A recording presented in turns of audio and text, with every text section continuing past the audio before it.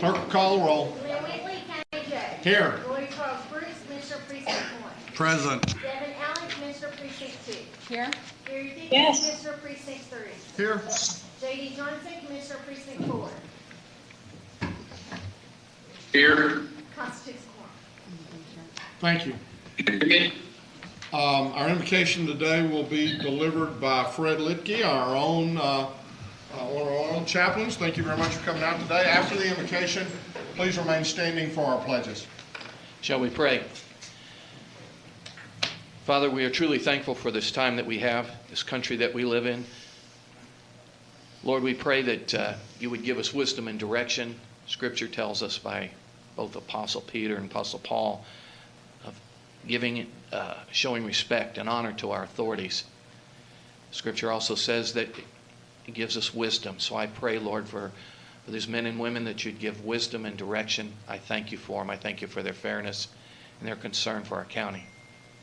Lord, we pray, Father, also for our sheriff as well as his staff, leadership, those that are working in the correction areas. We pray that you'd keep them safe as well as the men and women that are on the street. Lord, for those who are affected by the weather, we pray for them.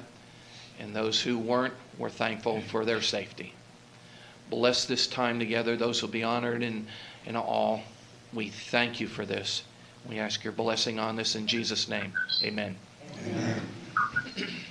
I pledge allegiance to the flag of the United States of America and to the republic for which it stands, one nation, under God, indivisible, with liberty and justice for all. Honor the Texas flag. I pledge allegiance to thee, Texas, one state, under God, one and indivisible. Thank you for coming out today.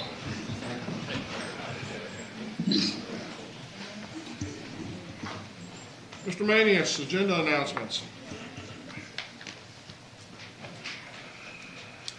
Thank you, Your Honor. Members of the court, several announcements as it relates to the agenda this morning. Under the Administrator section, item A, 1 and 2, there are revised court communications that were sent to you yesterday. Also, they're in your red folders this morning. We'll get to transportation, which would be 8M. Item number 2, this is unimproved property contracts. We're going to hold those for a week or until we're ready to put them back on the agenda. Also, members of the court, we're going to change up the way the process on the agenda this morning. We are going to go to, prior to going into the COVID-related activities, we are going to go into the briefing agenda, and we're going to have a presentation by Dr. Ray Perryman. I believe that Commissioner Allen is going to be the one who introduces Dr. Perryman to the group whenever we get to that point. Once we get to the administrator section and move into COVID discussions, Ms. South will be coming before you and just give you a very, very brief overview, somewhat more brief than she has in the past, because we are going to have presentations by both UNT Health Science Center and also by Mr. Tenasia with the Public Health Department. We're going to put her on a timer.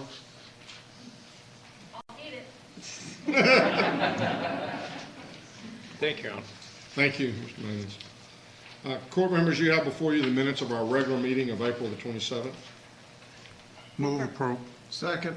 We have a motion and a second. Any discussion? Please vote. Commissioner Johnson? Yes. Motion passes unanimously. We have several resolutions, proclamations, congratulatory resolutions. So we're going to this is the fullest we've been in a long time. And it looks good to look out and to see a full house, or almost a full house. It just means maybe we're getting a little bit closer to getting back to normal, and I know Vinny starts twitching when I say that. But, we are, and it's nice to look out here and to see a full courtroom. And the ones that we have today are very, very important, and I am especially proud of a couple of these, and I'm going to get to them if I can. There's a lot of stuff up here. You need to move over a little bit. No, that's not me. That's all you. The first is the National Asthma and Allergy Month, and this deals with, again, the 411 bill that we did a couple of years ago with a bunch of folks collaborating together again from Cooks, UNT, and we're very proud. And I know we've got a group here. Y'all come on forward. Dr. Alsop, and anybody else you've got with you, just bring them on down here. Yeah, we have our crew. Okay, so I'm going to read it into the record, and then I'll come down and present it, and then you can say whatever you want to say. Whereas since 1984, the Asthma and Allergy Foundation of America has declared May to be National Asthma and Allergy Awareness Month, and asthma currently impacts an estimated 22.6 million Americans, including 6.1 million children. And whereas poorly controlled asthma results in the increased use of emergency department and hospital resources, adds to medical costs and mortality, reduces productivity at work and school, and negatively impacts the quality of life. And whereas the annual economic burden of asthma in the United States is estimated to be $81.9 billion, including health services, mortality, work absences, and school absences. And whereas in Tarrant County, 19% of children aged 5 to 14 have received an asthma diagnosis, which is the most frequent primary diagnosis for pediatric emergency department and hospital admissions. And it is a leading cause of school absences that increase children's academic risk and reduce funding for Tarrant County schools. And whereas the burden of asthma may be sharply reduced through self-management education, awareness, and appropriate health care as promoted through the Asthma 411 Consortium and supported by the Safer Care Texas at the University of North Texas Health Science Center at Fort Worth, and then JPS Health Network, Acclaimed Physician Group, and the Center for Children's Health led by Cook's Children's. Now therefore be it resolved that we, the Commissioners Court of Tarrant County, do hereby recognize May 2021 as Asthma Awareness Month in Tarrant County. And be it further resolved that we encourage the citizens of Tarrant County to work together in promoting and improving health, education, and economic outcomes by increasing awareness, understanding, and control of asthma for people in the county, particularly children. In witness whereof we have hereunto set our hands and caused the seal of Tarrant County to be affixed this 4th day of May 2021. I'll move its approval. Second. We have a motion and a second. Please vote. Commissioner Johnson? Yes. Motion passes unanimously. We got you a little delayed this morning. We need to get IT to work on that. Let me come on down and present this. Get masked up here first. I started work with this when we kind of moved forward with this effort and found out how easily it could be put into the schools. I say that it's easily because I just turned it over to Cooks and UNT, and it was real easy. But this has, I think, made a big difference in the schools and in keeping kids in schools, because prior to this, I mean, basically there's a nebulizer. I don't know if it's a nebulizer now that we've gotten into COVID. That's true. We made a change. We made a change as a result of COVID, but still, what we've been able to do, I think, has made a huge difference. And it's something that I'm very, very proud of. Rachel and my staff has also helped with this. But these are the folks that have done this. And it may not flash 3 times because we're going to normal 3 times. Yeah.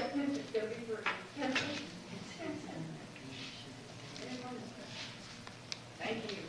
Thank Say you. whatever you'd like to say. Thank you so much. You bet.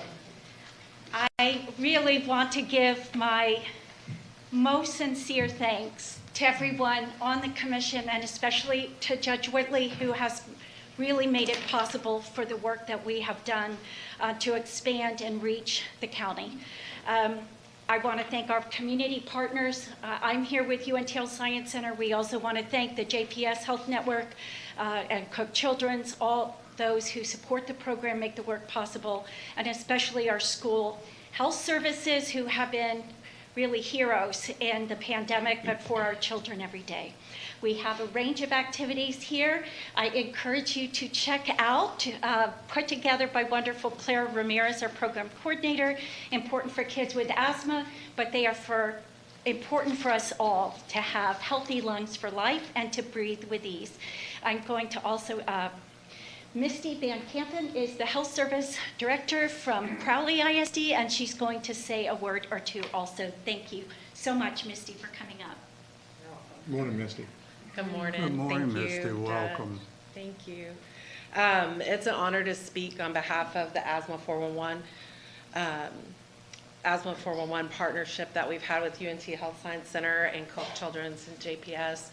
It's more than just giving a child an inhaler. They have a comprehensive education program. They have resources for our school nurses and education for them with regards to asthma and what is the latest. And they are just such a support for our school nurses and for us as directors and administrators in the school realm. And I just want to take this time just to recognize that this program not only helps to keep children in school, as you've spoken about, Judge Whitley, but it also helps to keep parents at work, and it helps for our nurses to be able to manage this child in a way that prevents them from costly healthcare visits and things of that nature, and they will case manage them as needed on the other side. So again, I just want to thank you all, and it's an honor to speak before you. Thank you. We're so grateful. Thank you so very much.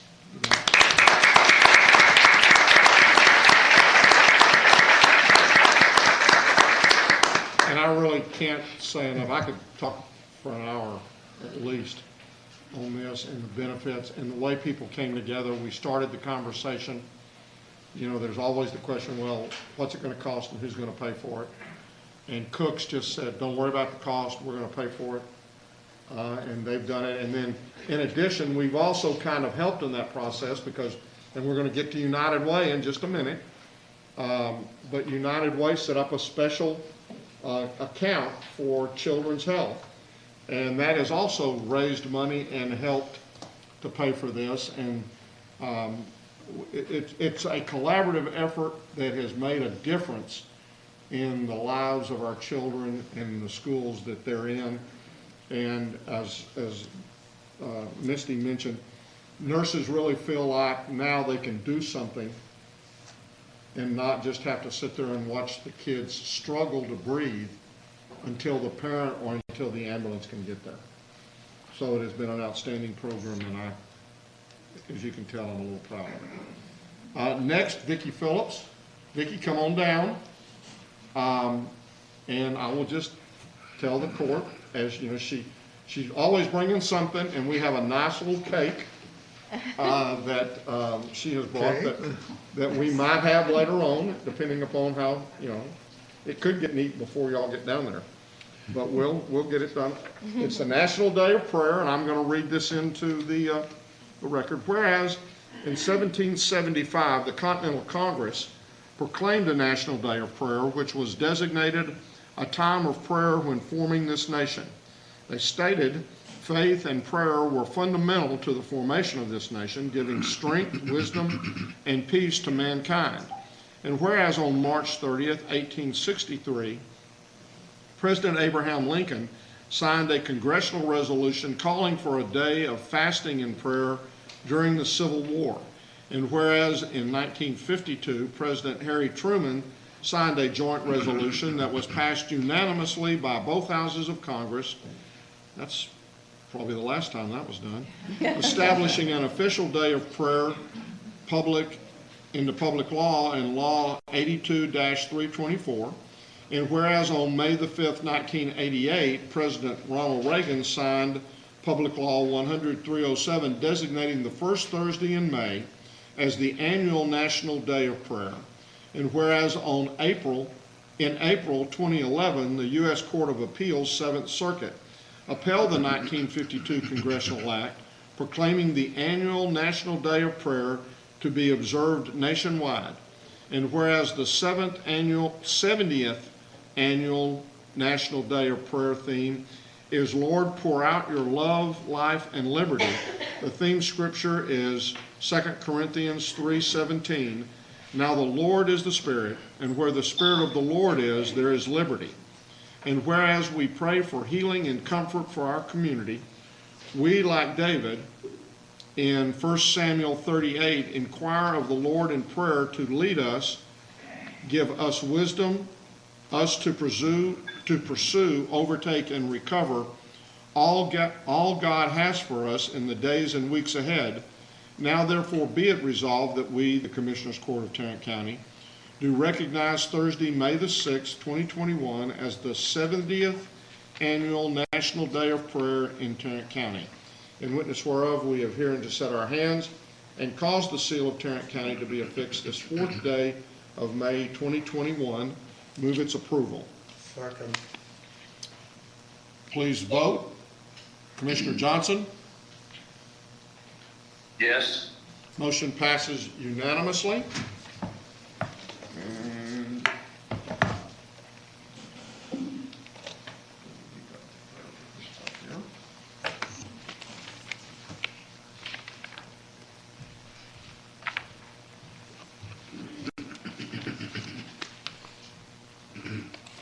Vicki, thank you so much for doing this for us. Oh, you're welcome. Thank you all.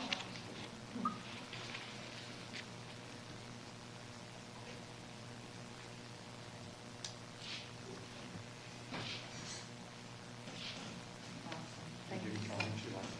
Just a brief one. Judge Whitley and Commissioners Court, we just want to thank you on behalf of the National Day of Prayer Committee here in Tarrant County.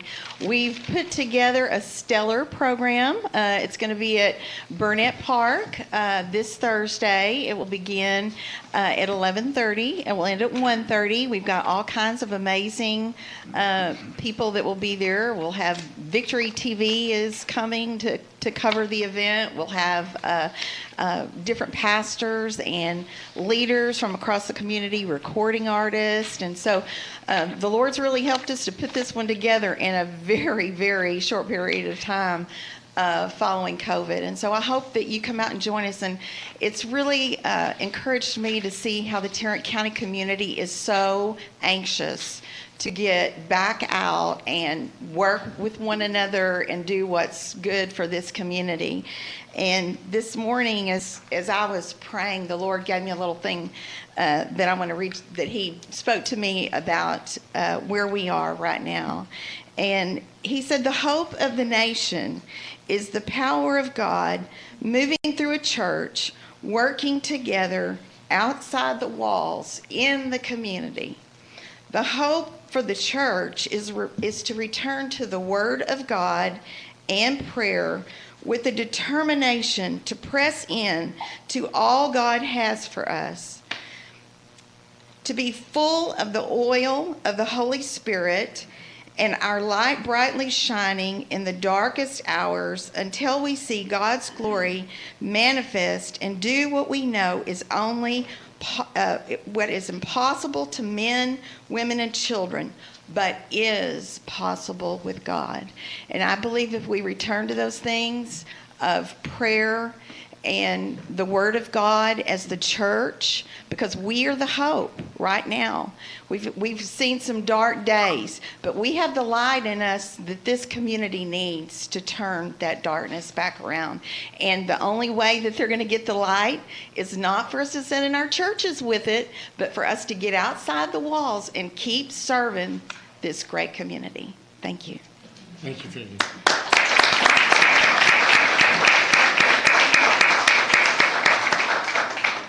Our next proclamation is Older Americans Month. This is becoming more and more important each year for some of us. Whereas Tarrant County includes a growing number of older Americans who have built resilience and strength over their lives through successes and difficulties, and whereas Tarrant County benefits when people of all ages, abilities, and backgrounds are included and encouraged to share their success and stories of resilience. And whereas Tarrant County recognizes our need to nurture ourselves, reinforce our strength, continue to thrive in times of both joy and difficulty. And whereas Tarrant County can foster communities of strength by creating opportunities to share stories and learn from each other, engaging older adults through education, recreation, and service, and encouraging people of all ages to celebrate connections and resilience.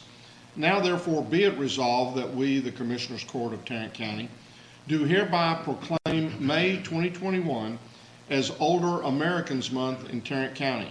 In witness whereof we have herein to set our hands and cause the seal of Tarrant County to be affixed this 4th day of May 2021. I move approval. Second? We have a motion and a second. Please vote. Commissioner Johnson? Yes. Motion passes unanimously. And I believe, is Dr. Knable and Dr. Oderberg here? Come on down.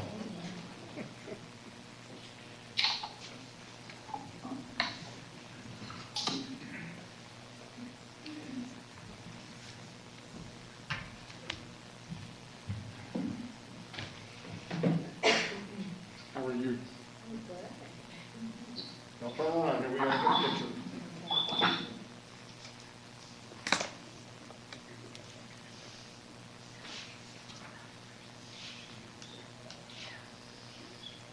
Now, I'm just going to tell you, this lady is a piece of work. She has helped many times at our senior synergy. If you ever need a speaker to speak about older adults, this is the person. And she's great, and we appreciate everything that UNT does to help us in so many different ways. So say whatever y'all would like to say.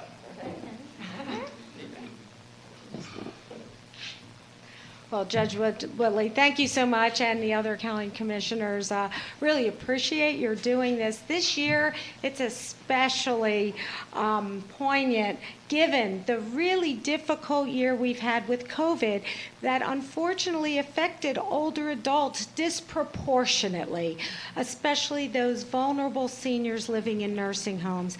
And I definitely want to thank you, Catherine Rotter, I want to call out, and our whole community that came together to try to help support those living in nursing homes during probably one of the worst years I've ever lived through as a physician, having to watch so many older adults succumb to this awful virus. So this year it's really special having this and to remember and to thank and respect the older adults living in our community who have made it the type of community we all want to live in. So thank you so much. Jane, would you like to say anything? All right, thank you. We don't want to take a lot of your time.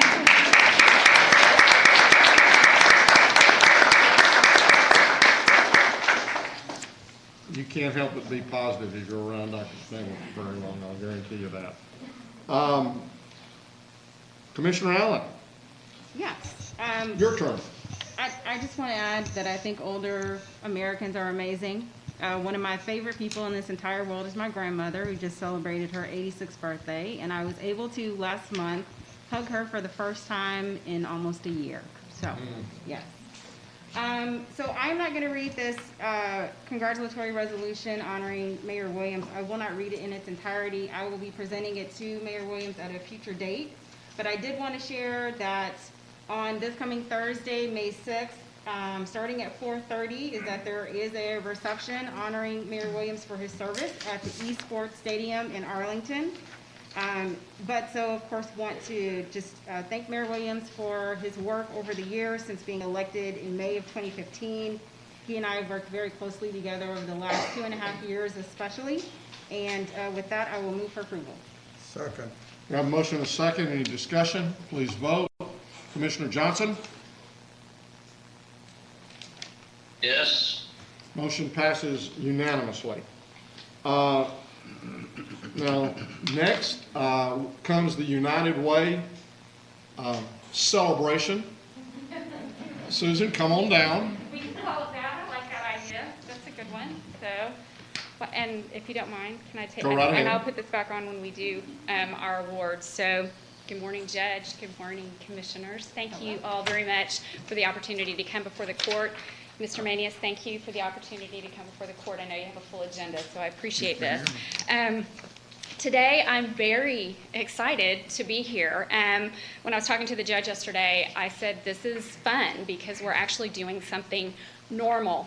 This is normal today, not last year. This is normal. This is the first Tuesday in the month of May, and for the past 4 years, we have honored our departmental winners for our annual United Way campaign. Unfortunately, last year we couldn't because we were in quarantine, and when it was time to honor those winners, we had to do it virtually. So I'm excited to say that our winners are present in court. We are going to actually give them an award and take their picture and give them their gift card. So it's really nice to be able to congratulate and see your coworkers instead of sending them an email going, hey, great job, thank you. So I'm very excited about that. But I do want to announce we have some very special guests in the audience. I don't know if you want to do the honors or if you would like for me to do the honors. Well, it's, I guess we, maybe we call Leah and them up and we just kind of announce we just announce what's always, everybody comes to understand and know, that once again. That it's a given? Is it a given? It's a given, it's a given. Leah and Faye, why don't y'all come on up, and I keep looking for the other end of this horse to give to the loser.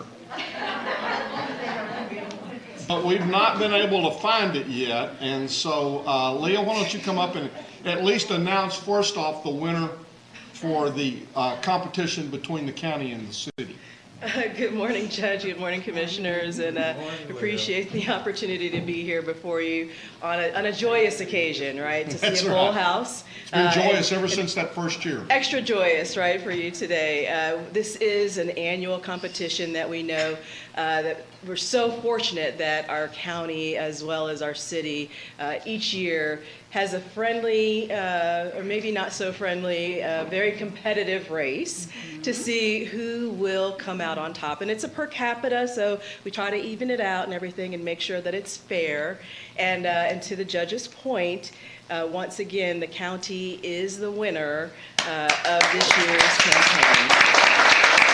Congratulations to all of you. I will say that keep on your toes, because you all know that the city is coming for you. In the last couple of years, they've gotten closer than ever. Well, and we took care of a little bit of that, because I do want to introduce my new chief of staff, Chelsea Adler. So is that what this is about? Just understand that whatever contributions she had pledged through the city now gets translated over to, see, she's got her little form here.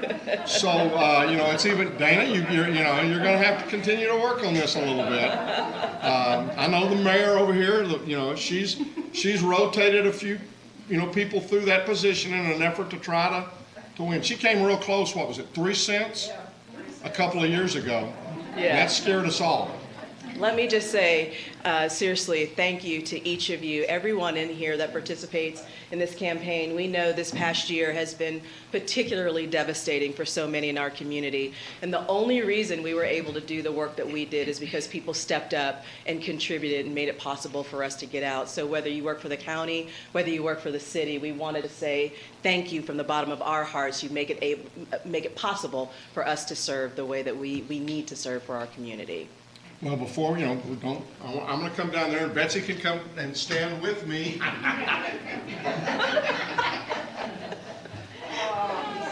bad. And I'm going to hold on to the, come on, I'm going to let her hold it. She can get to hold it. I told him I wasn't coming, and then I said, I can't be a bad sport.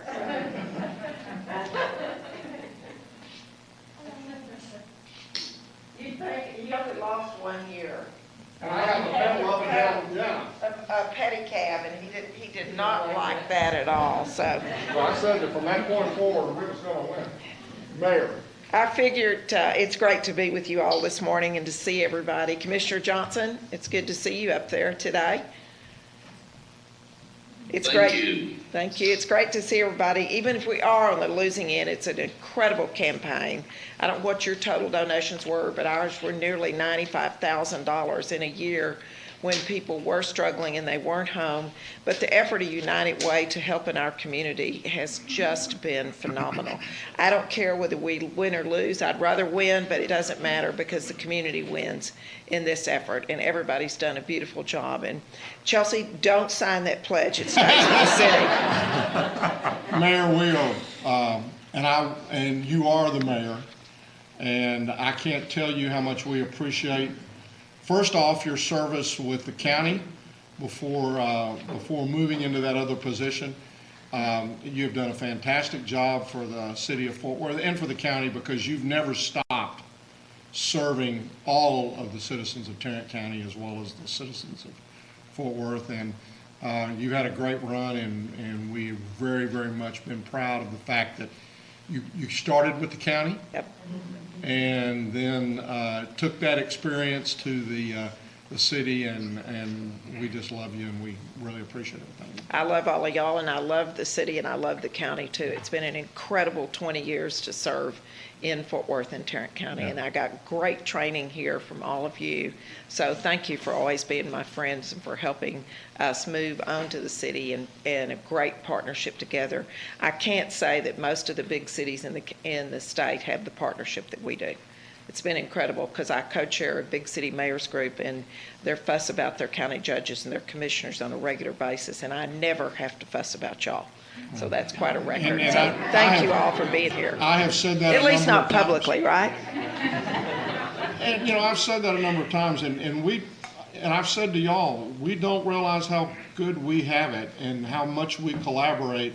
And I will tell you that is what makes the cities and the county, I think, so successful, is because we don't work against one another, we work with one another. I agree. We have good fun in doing that, but we're all working for the betterment of our citizens, and that's what it's all about. So And I'm you going for to tell the being here. new mayor, next year they have to take this back to Fort Worth. Yeah, well, we'll work on that. Thank you all. Thank you. Thanks for coming.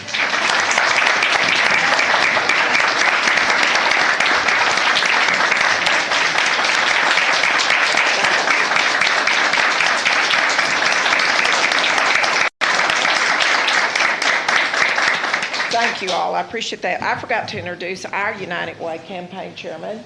Our assistant city manager, Dana Bergdorf, is with us, and Dana worked incredibly hard, even in a time of COVID, and we did really well. So Dana, thank you. And I will tell you, when I heard that Dana had been named, I was a little nervous from that standpoint. Okay, now Susan, Catherine, you heard that. She's after us, so we're going to have to get after it. Yes, no pressure at all. So thank you again, Mayor Betsy Price. We appreciate you coming. Dana, thank you so much for coming this morning too.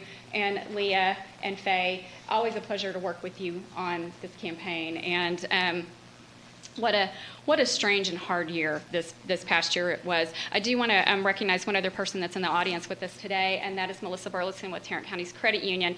Our department winners receive a gift card for participating in the campaign, and it is sponsored by the Tarrant County's Credit Union, so we're always thankful for their support, and Melissa will help us out in just a minute. But like we've all talked about, that this was just a very strange and a very hard year, and we're just thankful that today we're doing something normal. So let's talk about our campaign. This year, and I'm not used to using this, so hopefully, and I haven't done a presentation in a while, so hopefully this will work out. And there it is. Our theme this year is Reimagine and Rebuild, and I honestly can't think of a better theme for the 2020 United Way campaign, because we had to absolutely reimagine everything that we did.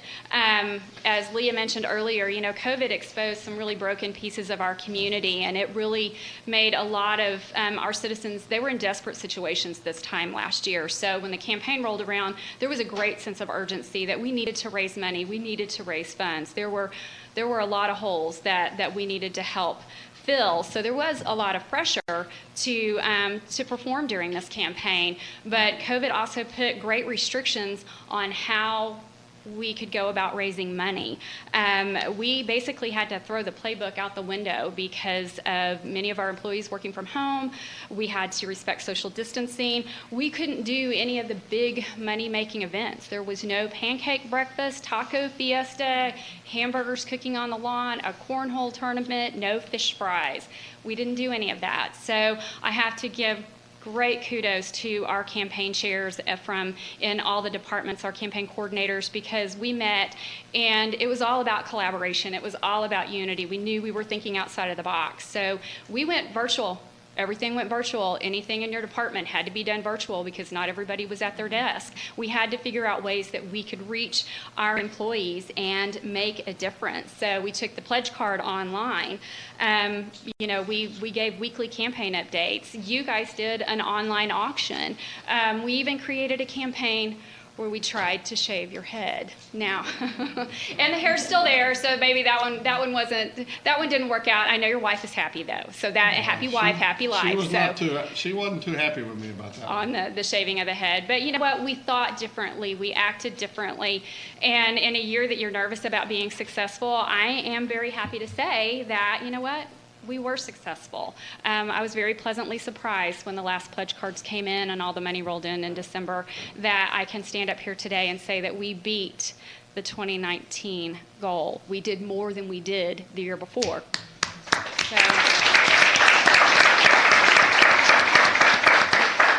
this year, okay. Oh, there we go. So what is that magic number that we raised for 2020? It is $78,654.82.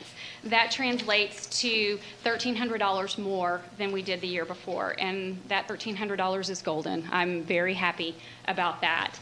And we are looking at $18.79 for our per capita, which is what determines the contest.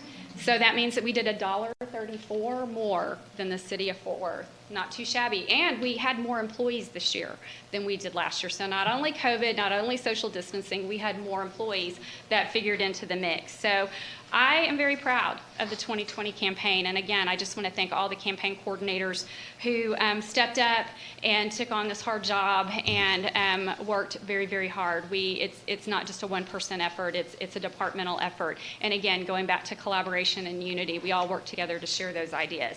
So anyway, let's go ahead and give out some awards now. We have, what we do is we honor 3 departments in 3 categories, so we'll be giving out 9 awards, and we get a plaque and they get a gift card. So what I'm going to do is I'm going to call Melissa Burleson down, and she's going to pass out the gift cards to the winners. I'm also going to call Sergio Munoz over. He's going to pass out the awards. And I would also like to thank Lisa Willis, who's stepping in as our photographer today. She's with the county clerk's office, and she's going to take a picture of our recipient. So in this first category, it is an increase over last year. And we did change this up just a little bit. The judge and I decided that you need to have a minimum department donation of $1,000 for the year prior. So the great thing is that all of these departments did at least $1,000 in 2019. So whatever their increase is, it's over that. So in third place for the 2020 campaign, an increase over last year, it is budget and risk management at 56%. So come on down, huh? Are your other folks here? Helen, come on down. I think we've got, hold on. Oh, we've got some other folks. So come on over, Sergio, and you can go ahead and take the picture.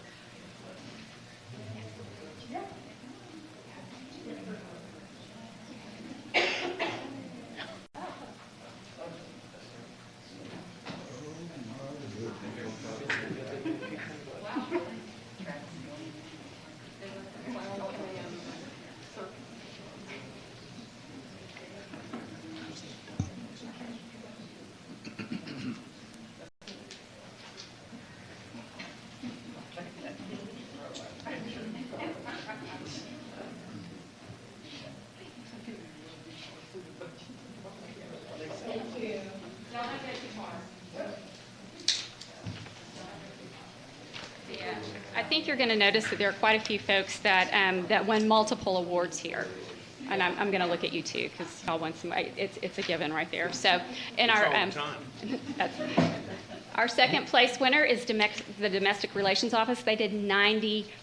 So remember, they did $1,000, and so now they did 90% over that. So come on down, Megan. Yeah, there you are, Megan. Sorry.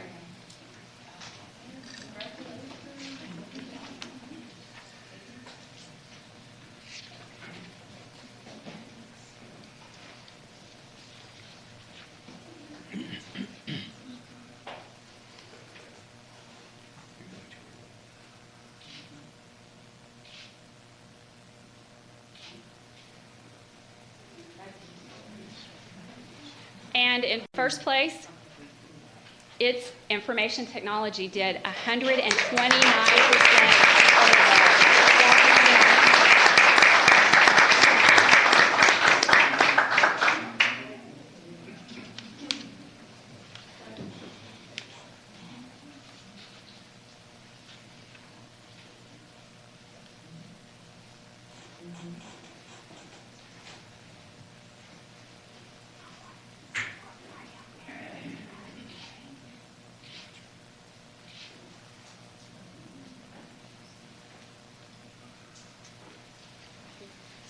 Okay.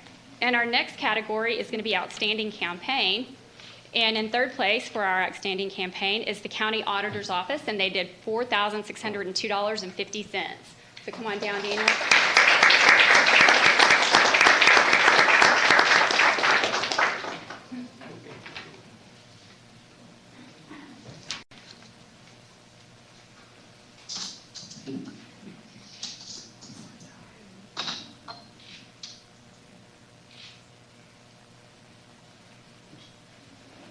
In second place, it is the County Administrator's Office, and they did $5,589. And I would like to point out that there were only tamale sales, no lunch, and they did this well, so congratulations. Just almost made it. We're there.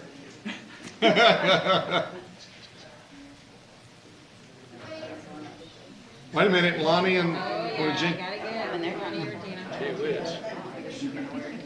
Lonnie, you're short enough. Get in the front. Go ahead. You're not gonna get in it? I'll sit.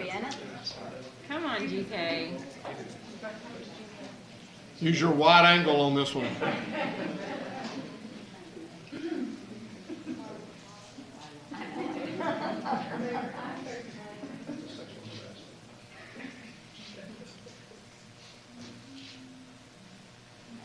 Thank you, guys. Y'all did a great job.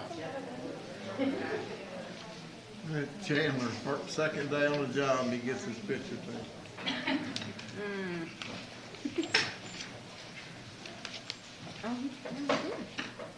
And in first place, it is information technology again. Congratulations. So that's I just want to point out that that's two first place wins for information technology. $28, GK, just $28 more and you'd have been there. You could have taken it out of your golf bag. You know, Cook probably gets you more money out of your pocket than that every week. actually, I take money out of his pocket. I know you did. Totally.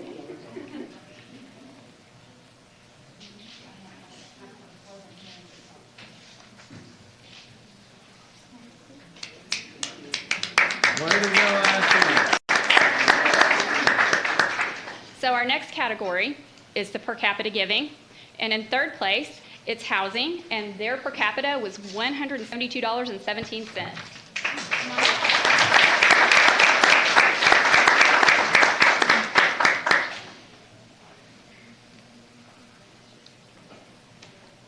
Good job, guys. Great job.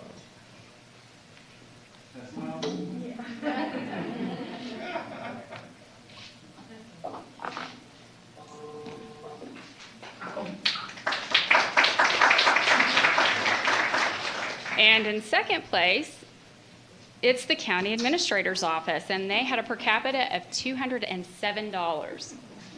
Anytime.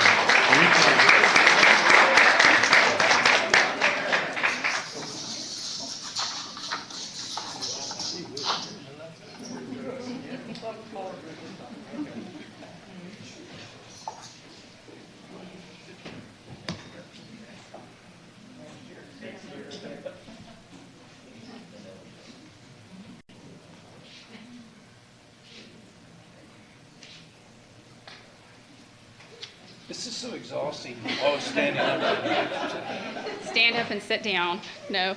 And in first place, and I told him not to go too far, is Budget and Risk Management. Their per capita was $237.44. No wonder they did the numbers, didn't they?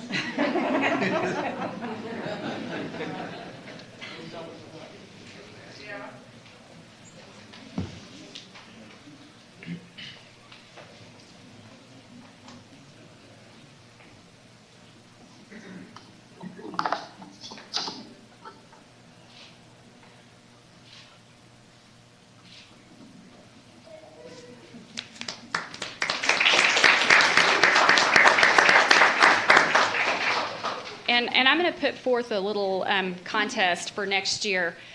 This category, these are the same people that won last year. Housing won third, except for second and first place flip-flopped. So no pressure, guys. No pressure right there. Like we got to keep this rolling for next year. We're always on the winner board. Okay. It doesn't matter. It doesn't matter what place as long as we're on the board. Okay. So this award. Typically in the past, when I pull up this slide for the Commissioners Courts Award, much debate is had up here in front of me, and I usually just kind of stand back because at this point, you guys are discussing who would buy lunch.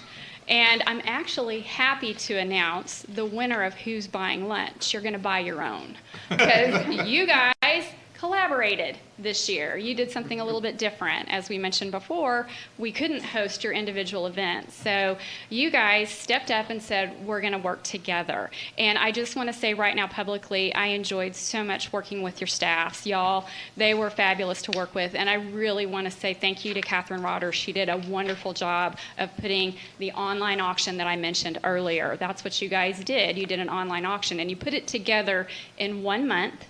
And we ran for 2 weeks, and you raised $9,937.40. Congratulations.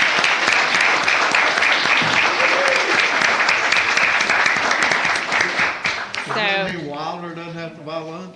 I guess that well, we can get Wilder to buy lunch anyway. And I have one last thing. Each of you have your Spirit of Collaboration Award because obviously there's no first place or second place. You have a plaque sitting in front of you, but you also have a hammer. Because every year I give you, I know it is, and it's a good hammer. It's a heavy hammer, and it really works. It's not a fake toy hammer. Every year I give you a little something just to remember the campaign by.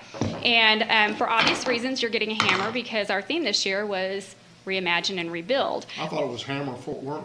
Well, you know what? It could be whatever you need it to, because I hope you keep it in your office and look back on it. But I don't know if you know that the hammer has a symbol of unity. It symbolizes unity, it symbolizes solidarity, and it symbolizes collaboration. And it's funny, the whole time we've been here, we've been talking about collaboration, we've been talking about unity, we've been talking about working with United Way, working with the city of Fort Worth.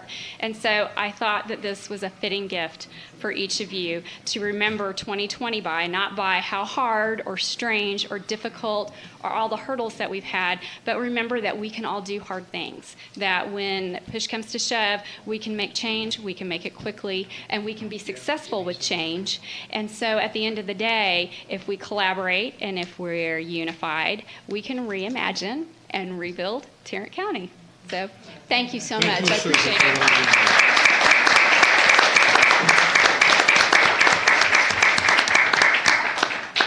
Susan, again, thank you so much for everything you've done for the campaign. Thank you. I do want to recognize again and thank Catherine in my office because she's done a tremendous amount of work on this. And with that, I will move that we receive and file the United Way presentations. Second. We have a motion to second. Please vote. Commissioner Johnson? Yes. Motion passes unanimously. Today is what would be our Employee Recognition Day. And we have the video, which I'm getting very tired of. And I know y'all probably are also. But we're going to do it one more time. Faye, Leah, thank y'all. Dana, Mayor, Guns, thank y'all. Thank y'all.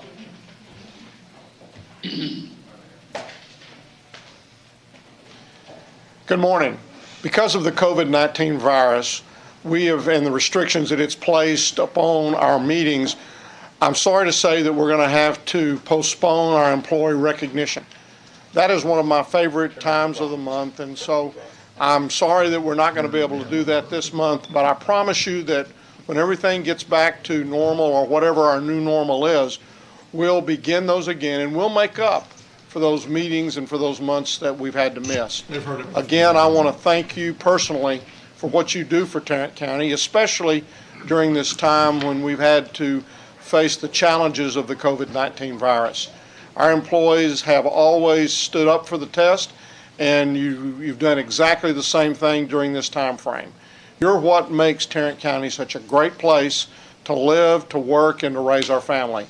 Again, thank you very much, and I look forward to getting back to our routine of being able to recognize our valued employees on that first Tuesday of every month. Thank you. Here are our employees for this month. Okay, Melissa, 25 years, congratulations.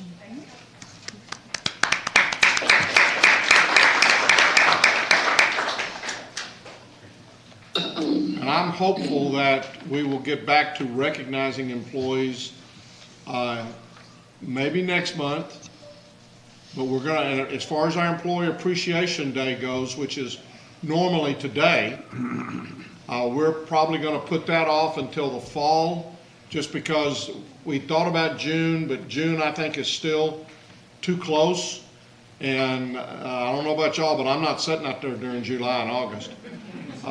And not sure about September, so we'll either do it around September or October. You know, we'll look and see, but I think by then we're going to be back to normal. And again, Susan and I have been kind of going over that on a month-by-month basis. And again, we really want to thank all of our employees, and we're going to get back to doing that as soon as we can. With that, I'll move that we receive and file employee recognition. Second. A motion is second. With some discussion. Yes.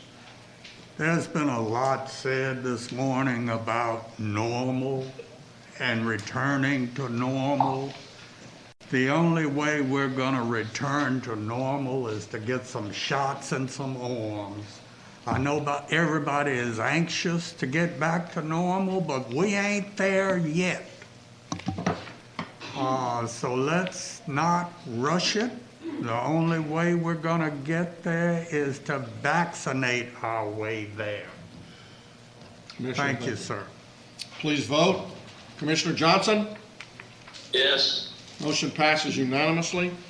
Last week, we lost one of our former commissioners, Bob Hampton, and they had his memorial his service, I believe it was last Thursday. So if it's okay, I would like for us to close court today in memory of Bob Hampton, former commissioner from Precinct 3. Absolutely the right thing to do. Yeah, most definitely. Good man. Okay, if I can get everything, my desk is beginning to get almost back to a little bit of normal. Court members, you have before you the consent agenda. Move approval. Second. We have a motion and a second for the consent agenda. Please vote. Commissioner Johnson? Yes. Motion passes unanimously. Mr. Manius? Thank you, Your Honor.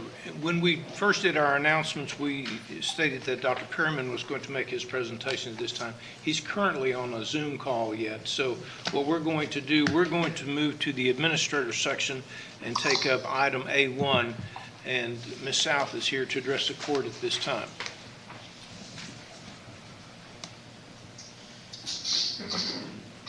Good morning, Megan. Morning. How are you? Good morning, I'm good. How are you all? Great. Okay. So as GK said, I'm going to be very quick this morning. I'm not going to go through all of the slides because there isn't any real significant change from last week. But I did want to touch on just a couple of quick points. So firstly, the JP Elder testing site did close. So we are down to 2 permanent testing locations.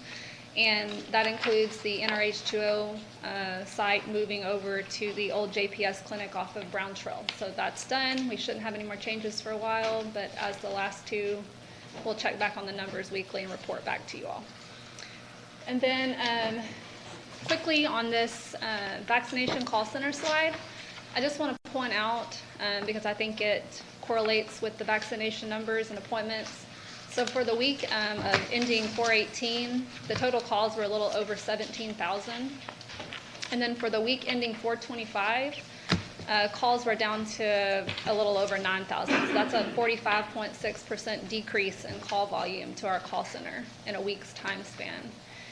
The official report is not in yet, but for the last week, it looks like the call volume decreased again by about another 1,000 calls. So it is decreasing week by week. I just wanted to put that number out there so you were all aware of it. As GK had mentioned, UNT is here today to provide their information, and then also Vinny will present the remaining data on public health. So that's all that I'm going to talk about today, unless you all have any questions for me. One question that I would have, and this may be something that Vinny's more prepared. We had the issue last week, or the discussion last week, surrounding the speaking the different languages. And I know that starts maybe with the call-in. Do you know whether or not we've been able to make any changes with relation to responses once somebody calls in, and if it's in Spanish or whatever language? I know that when you call the call center, they do have people who can translate the language there. I want to say that there was some discussion about at least putting information in Vietnamese on the website, but if Vinny wants to speak more to it. Well, when he comes, Or you wanna wait till he gets let's here? just wait till when he comes up. Okay. Thank you, Megan. You're welcome. Any other questions? Will you just repeat those numbers you said for the week ending of 4/17? Yes, ma'am. So for the week ending 4/18, total call volume was a little over 17,000. And then for the week ending 4/25, the total calls were about 9,300. Thank you. And they decreased by another 1,000 for this past week. Thank you. You're welcome. So we're going to now ask UNT Health Science to come forward and make their presentation. David is here to address the court at this time. Good morning, everyone. Good morning. Good morning, David. So give you a little bit of a logistical update to begin with. Right now we have 3 sites online. We have our site in Stop 6, we have our site in Saginaw, and we have our site in Ridgemar Mall. Tomorrow, our site with the University of Texas Arlington will come online as well too. So that again is positive momentum forward for that area of the community. They've been a wonderful partner in this process, and we look forward to working with them on this effort. For communications, we have Tarrant County Strong, which is updated with all of the vaccine locations within Tarrant County. The door hangers, flyers, and yard signs are being deployed this week to areas with low registration and low vaccine uptick. And then direct mail will be deployed to approximately 200,000 households later this month. So again, we're going to continue to encourage folks to get in. Our community engagement sessions are ongoing, both listening sessions, which we have as partnership with our with Optum Serve, and then community education, which is a combination effort by Optum as well as students, staff, and faculty within the Health Science Center. The big part, and I think the real reason for a conversation this morning, is that we are likely going to be pivoting based on conversations with the county and our community stakeholders. Evidence is showing that static sites that operated for 6 or 8 weeks, which we have originally built our models on, aren't necessarily going to work. The demand spikes really quickly and then kind of falls off. And so it's not very efficient to continue these sites for long periods of time. So we are going to be transitioning to a purely pop-up model type system where we will be from anywhere between 2 and 5 days, depending on the type of demand within certain areas. And that will all start to come online. Each of the 4 sites we will let play through their fruition, which is either 3 weeks for Pfizer or 4 weeks for Moderna. So it'll either be 6 or 8 weeks total for the 4 sites that we have active, and they will all close. And after that, we will transition to this pop-up model, which you see happening in other areas. And I'll go back real quick. There will be 3 real mechanisms that we will be working with. One is our relationship with Optum. The second is a relationship with MedStar. And then the third will be the HSC mobile clinic. So we'll have multiple different opportunities to go out and schedule events like this. Before you move on, David, so Yes, with ma'am. the 3 delivery methods, like for instance, MedStar, obviously they have a designated service area or footprint. So maybe where MedStar wouldn't or couldn't operate, then the Optum or HSC's mobile clinic would. Is that the thought there? Yes, that's correct. The largest portion of that will be the Optum components, and then MedStar, and then the clinic will be able to supplement in different areas. Community education, again, going back into this, what we're realizing is that a lot of the conversations that need to be had are really face-to-face or in person or over Zoom, and really much more of a listening session type approach. So we've really delegated to almost like a community surrogate strategy where we have folks go out in the community and we empower them with the right information. But it's not necessarily being done by us, because a lot of times the community hasn't heard directly from us, but we want them to hear from their own community partners. And the sessions are being offered as a part of greater health disparity work. And I know I'm just going to caveat all of this. What COVID has shown us is that there's a definite need to continue work on disparities here in Tarrant County and Texas and across the nation. So I think what you're going to start to see is a lot of the effort and momentum that we're building here during the COVID-19 response is going to benefit us as we move forward, looking at some of the other things and approaches to how we help make Tarrant County a little bit more healthy. So just note that. Give you some just hard numbers. These are as of Monday, I believe, 429. So 13,686 first dose, 10,454 second, 3232. 97.5% of what we have done have been Tarrant County recipients, 1.3% Dallas, and 1.2% other.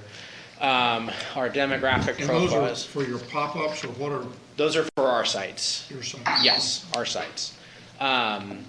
The vaccines, our distribution is generally pretty even between male, female. I think as you see, where we came into the equation was immediately on the opening up of the younger cohorts that could get it. So that's why you see that number skewed the way it is. I would note the vaccines by race and the vaccines by ethnicity. Over 50% of those classified as white have been Hispanic or Latino. So I think we're hitting good segments of the population with where we have put our sites, and that will be our effort to continue moving forward as well too. Again, with the different portions of the county hitting different types of pockets of traditionally underserved individuals. Utilization of HSC sites, we're starting to drill down and really get some good data on where we have been able to draw folks from. So 76179, 76244, 76137 are our 3 highest. And as we continue to move forward, we really want to use the data to drive based on both vaccine saturation within the community, but also where we're having the most success in potentially reaching folks and what's working in those types of communities. On the digital media side, as to date, we have approximately 2 million impressions, of which 1,200 click-throughs with a click-through rate of about 0.61%, 0.61%. And that's a small number, but to caveat, it is a broad reach, right? So we are hitting everyone in Tarrant County, and then we are sub-targeting down to some of the different populations as well too. Paid social impressions, that's about 1.4 million, about 5,600 clicks, and then a click-through rate of about 0.39% as well too. But for as big as we are going, we're going to continue to be able to use that data to inform us how to be a little bit more efficient and effective with how we approach people. You'll see the 3 different ways. The 2 on the left are really kind of the digital, and then you'll see the gas station. It could either be the little TV screen or the little flyer on top of it as well too, and that's really starting to show some effect within some communities. And then that's all I have. Language. Let's talk about different languages. Let's talk about, I want to tell you that I've heard a lot of your commercials. I've heard a lot of the advertising. I've been very impressed with the stuff and the way y'all are outreaching from that standpoint. But especially as it pertains to like the yard signs and different things along that lines, I hope that we do have those by languages and we put them in the communities where, they could make an impact from that standpoint, and then also have some ability. The county, as I understand, we pay for translation services, especially as it pertains to the jail, and I believe also in our clinics. And I'm willing to work with y'all, and I think all the court members would be, in extending, seeing if we can't enter into contracts with those same services, so that anytime anybody walks up, calls in, shows up, whatever, to have a number at that location that says if you don't have anybody there that can speak the language of the individual, that you could get on a call and immediately reach by phone someone who can act as the advocate for that person as they move through a process, whatever the process is, registering, getting the vaccine, whatever it may be. I hope we're doing that not only for y'all and the places that y'all are reaching out, but really for that matter to every place in the county that's doing. We concur. We are sticking to the 3 highest propensity languages for a majority of the work, but again, based on information as we hear, I know we've mentioned certain populations like the Somali population in Stop 6. That's all type of stuff that we're able to pivot some of our key material into, as well as making sure that folks have accessibility, at least with the top 3 languages that are prevalent here in Tarrant County. And if there's anything necessary, HSC is absolutely willing to figure out solutions for these communities and continue to work on those type of efforts.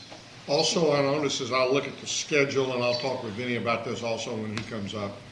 Again, I know that, several of our places, well, not several, but 1 or 2 of our places are staying open until 6. And that's really not after hours, in my opinion. Most of those are opening at 9, and my thought would be delay the opening till 10 or 11 and stay open till 7 or 8. Let's see if having late hours, or at least one day on the weekend. I noticed that Hearst is open on Saturday, as is Regmar is open on Saturday.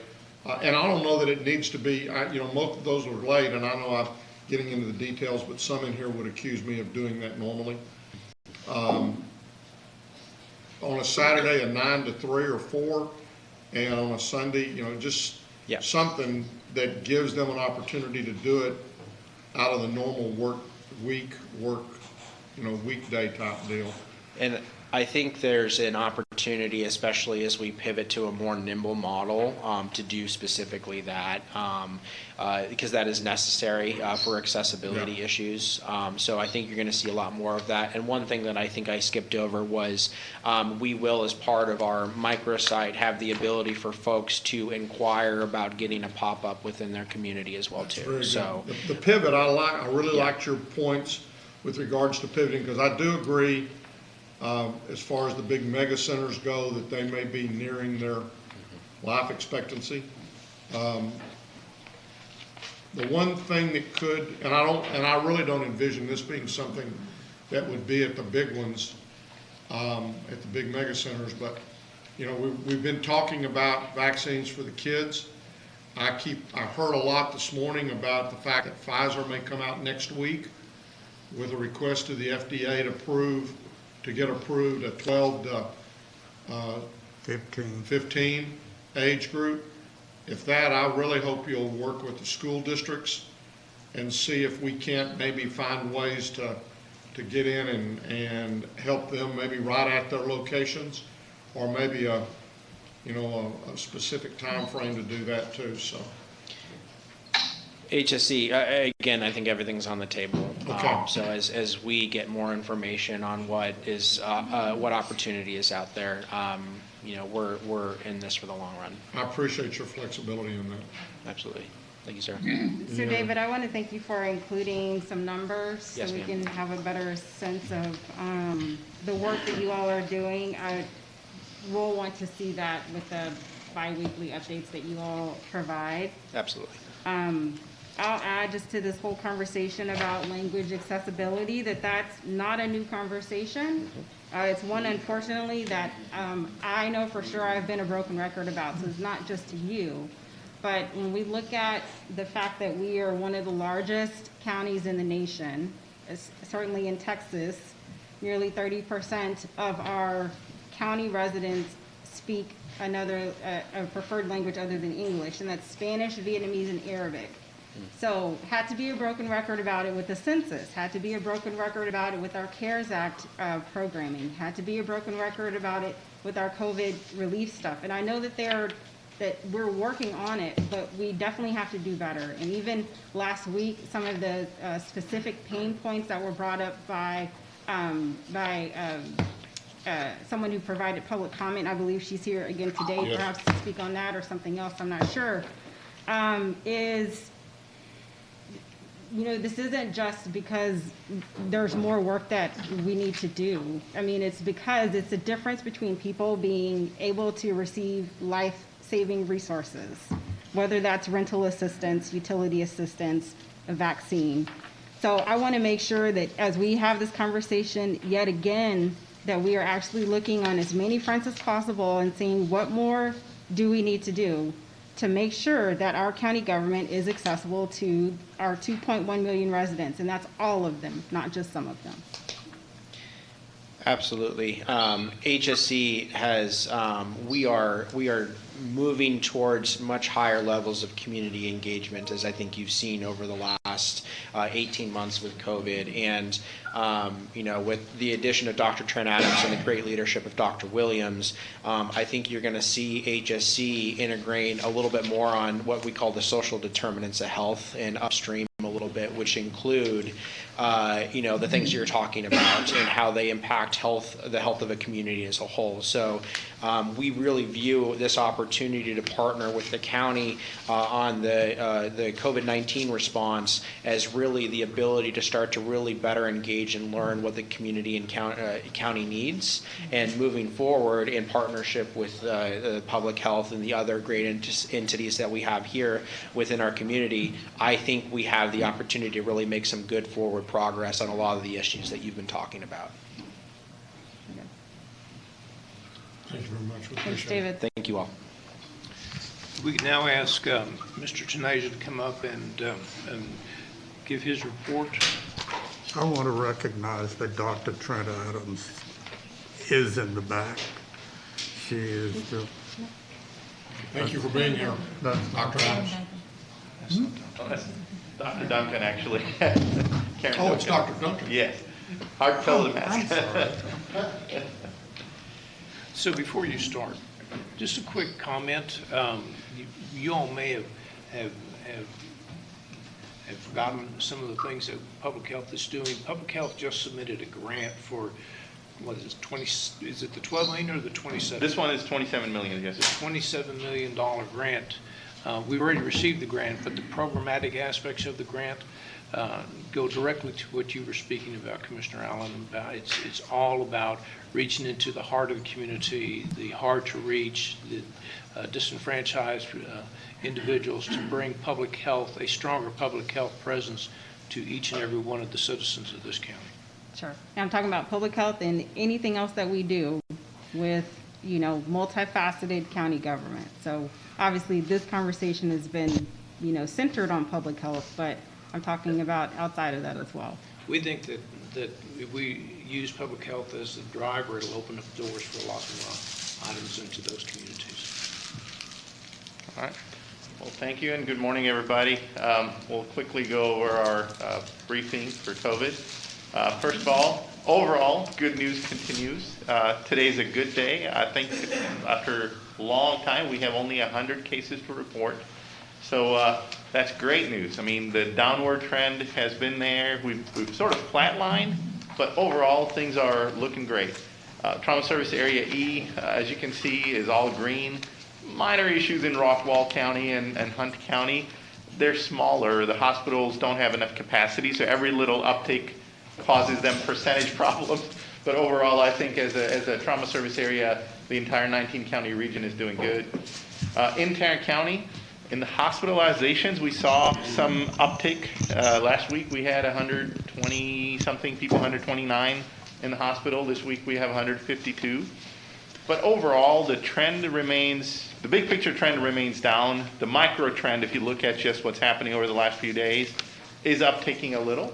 45 people in the ICU, that's a minor uptick as well. So, things to watch for, but overall things are looking good in Tarrant County and in the trauma service area. So here's our trend charts. As I said, everything looks flat for the last several weeks. Minor variations, we saw a 0.91, the replication rate. Now it's 0.97. As long as it's below 1, I'm not too worried. The variations, they happen, day to day and week to week on the data. But above 1, the virus starts to accelerate in the community, and that's really what we look for. Here's the other trends. As you can see, overall big picture remains down. 2 indicators are flat. It's the hospitalizations and the positivity rate. Now, when I look at the last 6 weeks for positivity rate, it's essentially flat. But if you look at the last week, we've gone back from 5% to 7%. Now, 5% reads to be, somehow is our floor. Throughout the pandemic, we've come back several times to 5%, have not broken below. Places like New York were able to break below the 5% mark. They got down to 1%, bounced back up 3%.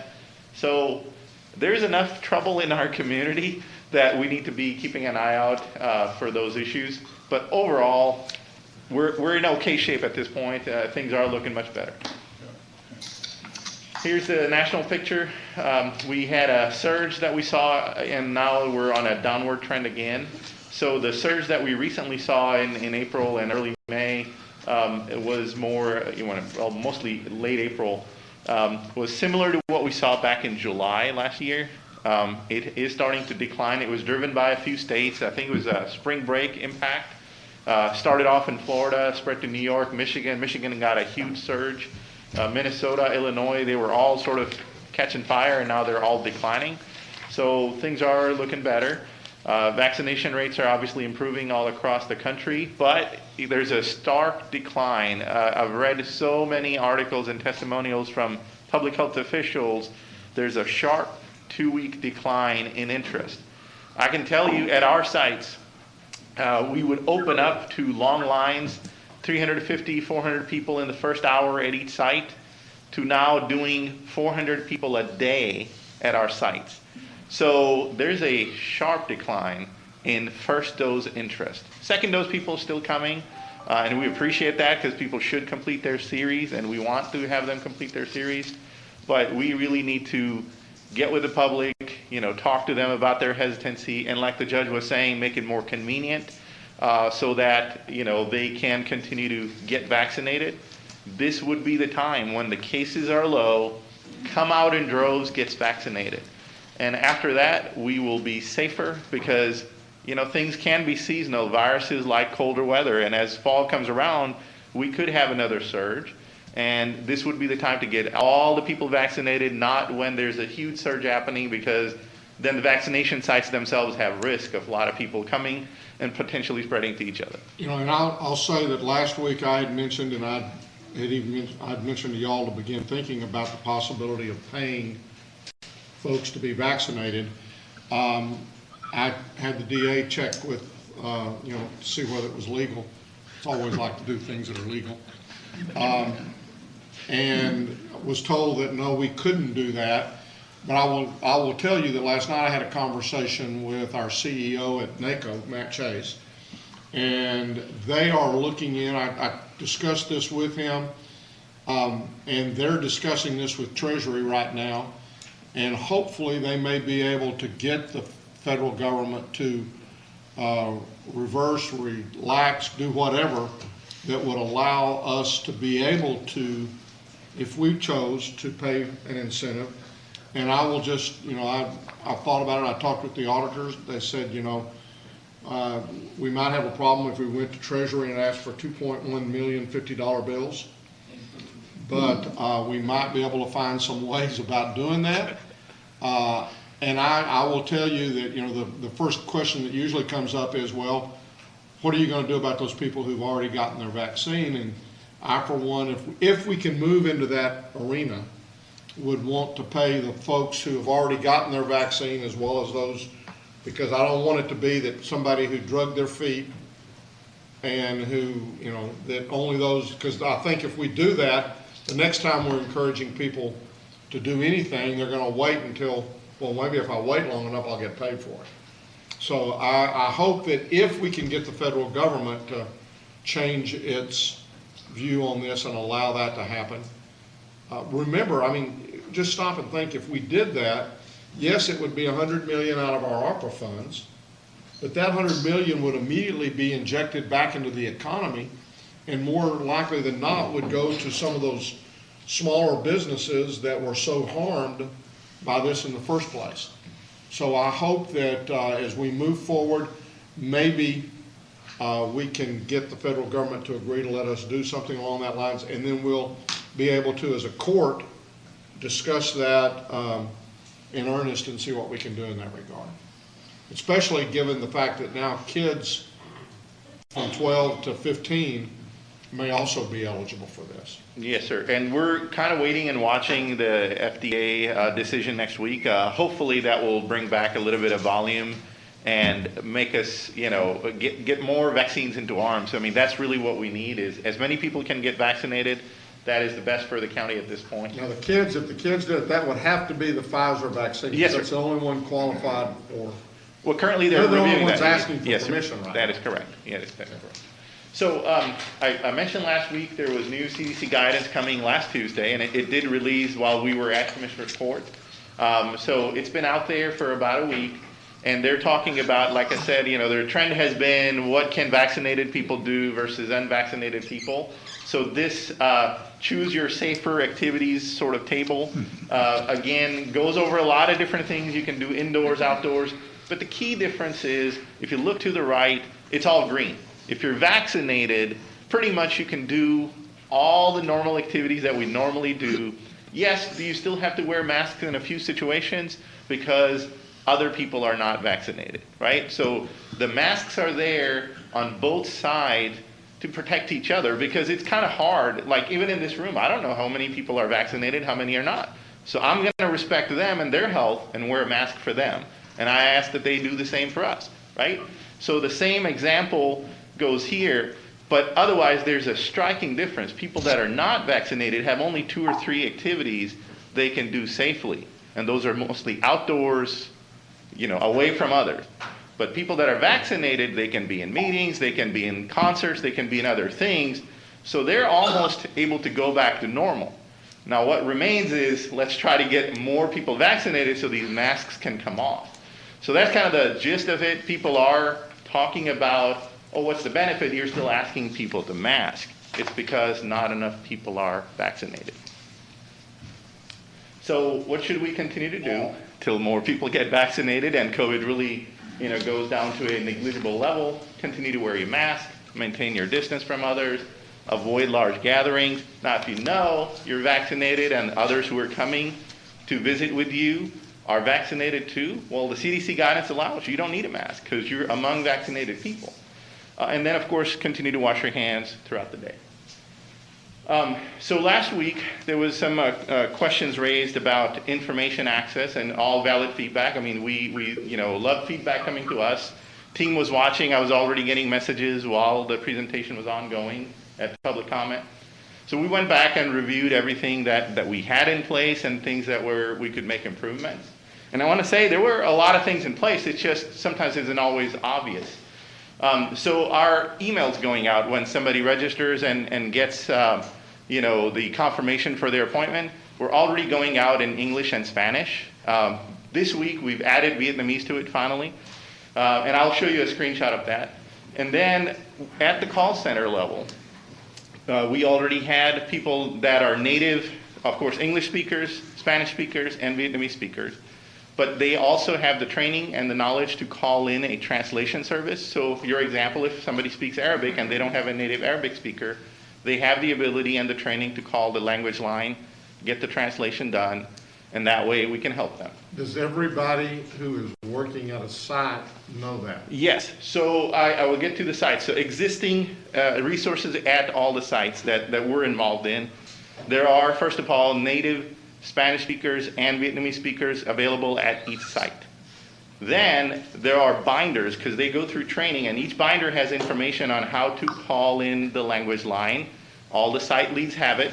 Now the staff go through their training, but a lot of these people come and go, they're volunteers and all that. So the site leads are usually that have access to all of that information. That way, if there's a translation need, they can quickly call in for translation. But like I said, for Spanish and Vietnamese, we usually have people available on site. But other languages, we have the language line available. So a lot of things already existed. So our website was already in English and Spanish. This week it is going to be in Vietnamese also. It's been just delayed for a variety of technical reasons, but we're getting there. We looked at where the flaw was on the messaging side. So there's an email that goes out in English and Spanish. We added Vietnamese. The text messaging and the calling it's another system. It was going in English only. So we looked at the capabilities of the system. It can do Spanish because it's a robocall. Not all systems have that feature built in, but it can, read out in Spanish as well. So we've added that function. Currently, in its current stage, you are given the option on the first message, hey, press 5 if you want this message to come back in Spanish, press 6 if you want it in Vietnamese. So then we send another message back.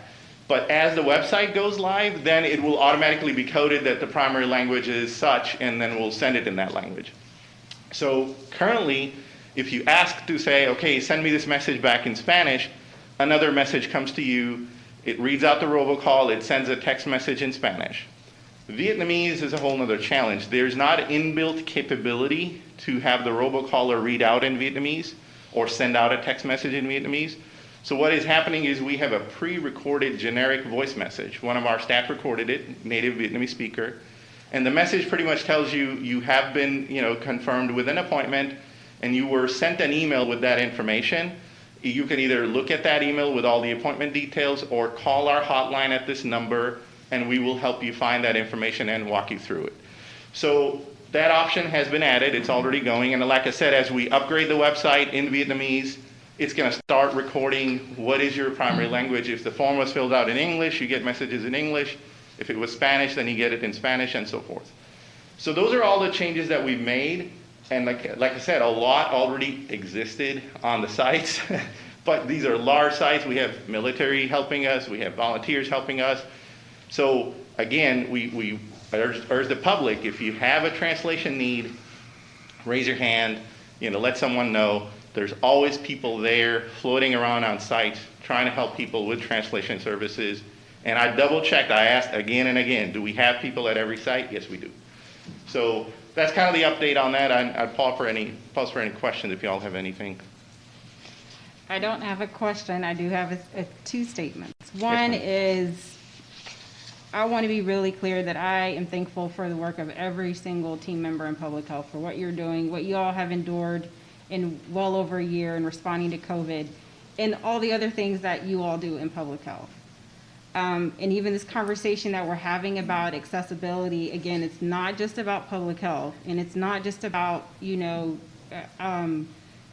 trying to meet someone's preference. We're talking about legitimate needs here. And just so everyone knows, I'm not talking about air math here. If you go to the, looking at our ACS data from the census, it clearly says 29.8% of Tarrant County, Texas citizens are speakers of a non-English language, which is higher than the national average. In 2018, the most common non-English language spoken in Tarrant County was Spanish. It goes on to talk about Vietnamese and Arabic. So my point is, and I've obviously talked about it ad nauseum. I've recently talked about it again with the judge, is it needs to be a matter of course, not an exception, just plain and simple. So whatever we need to do to figure that out, and especially as we're heading into budget discussions and we're talking about what are priorities for the county, this is clearly a priority, not just because I'm saying it, but because we have, so many of our residents who, especially because of COVID, has made it ever clear to us that we've got to do better.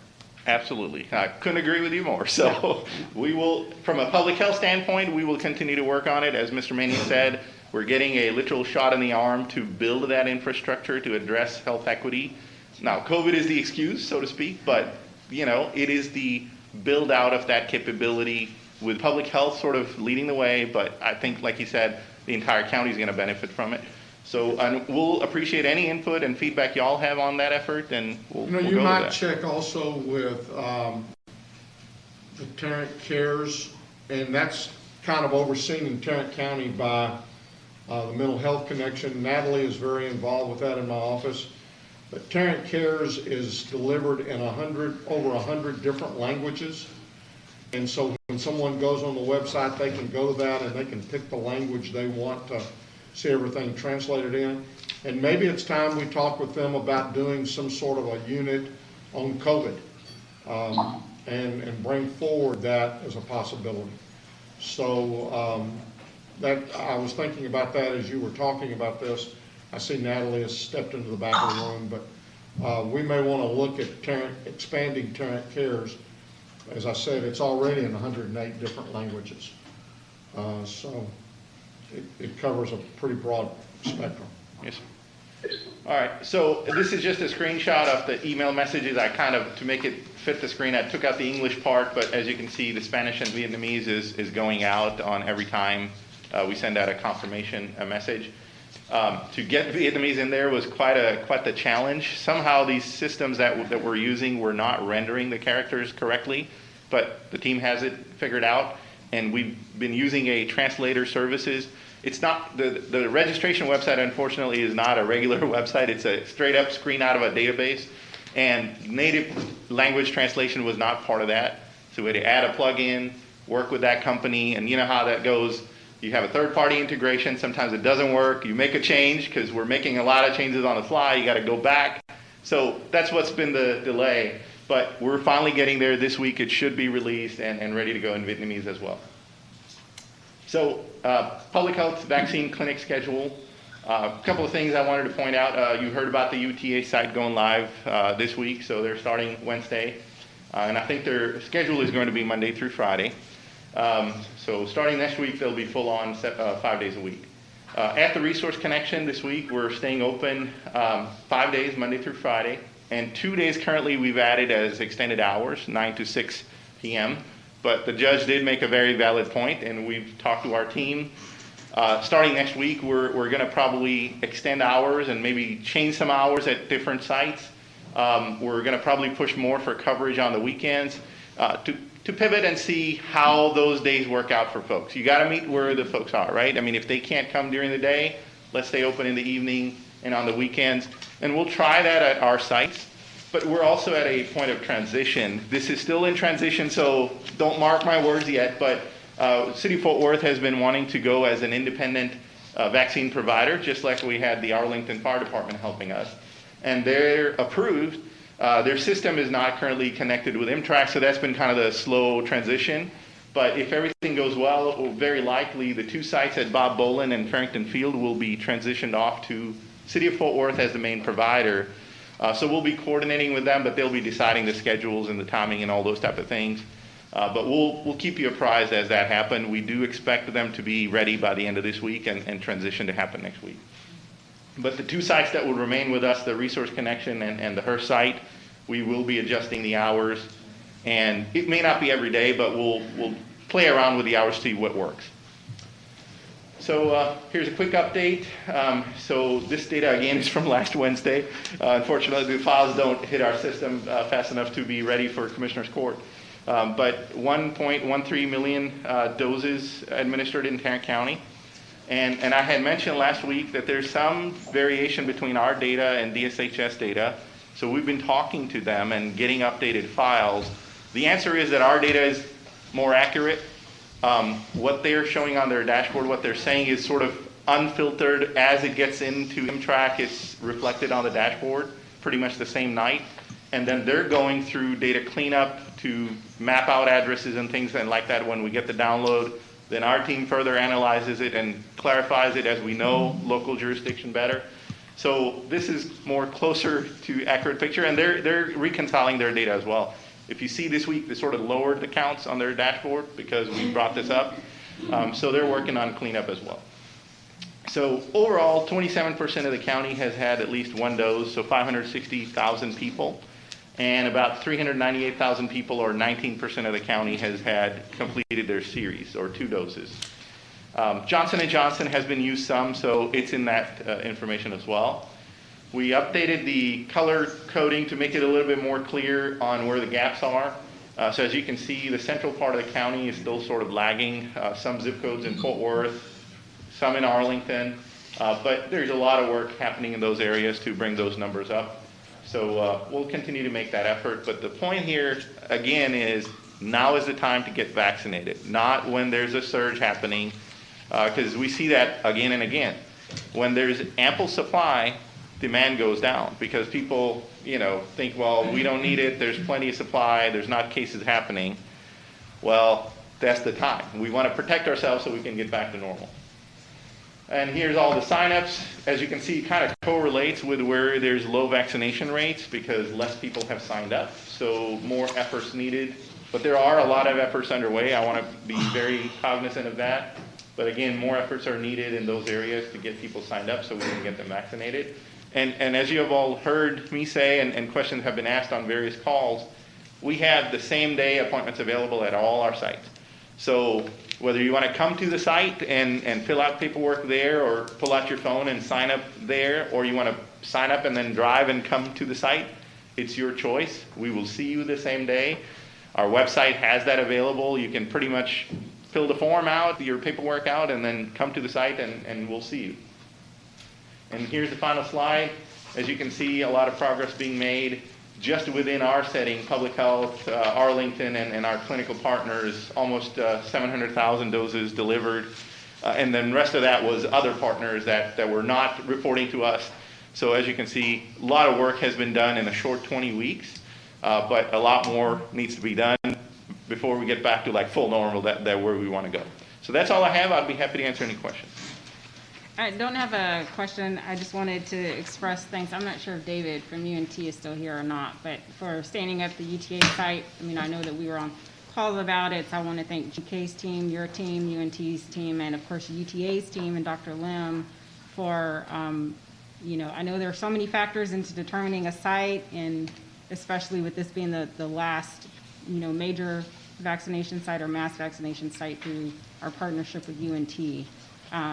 No location is going to be perfect, right? There will probably always be some barrier or another that we'll have to help the community to overcome, but we needed to make sure that we had that type of presence in Southeast Tarrant County, especially since the FEMA site went away. So, yeah. All right, thank you. Your Honor, now we have, if we could now go back to how we originally said we were going to do the agenda this morning.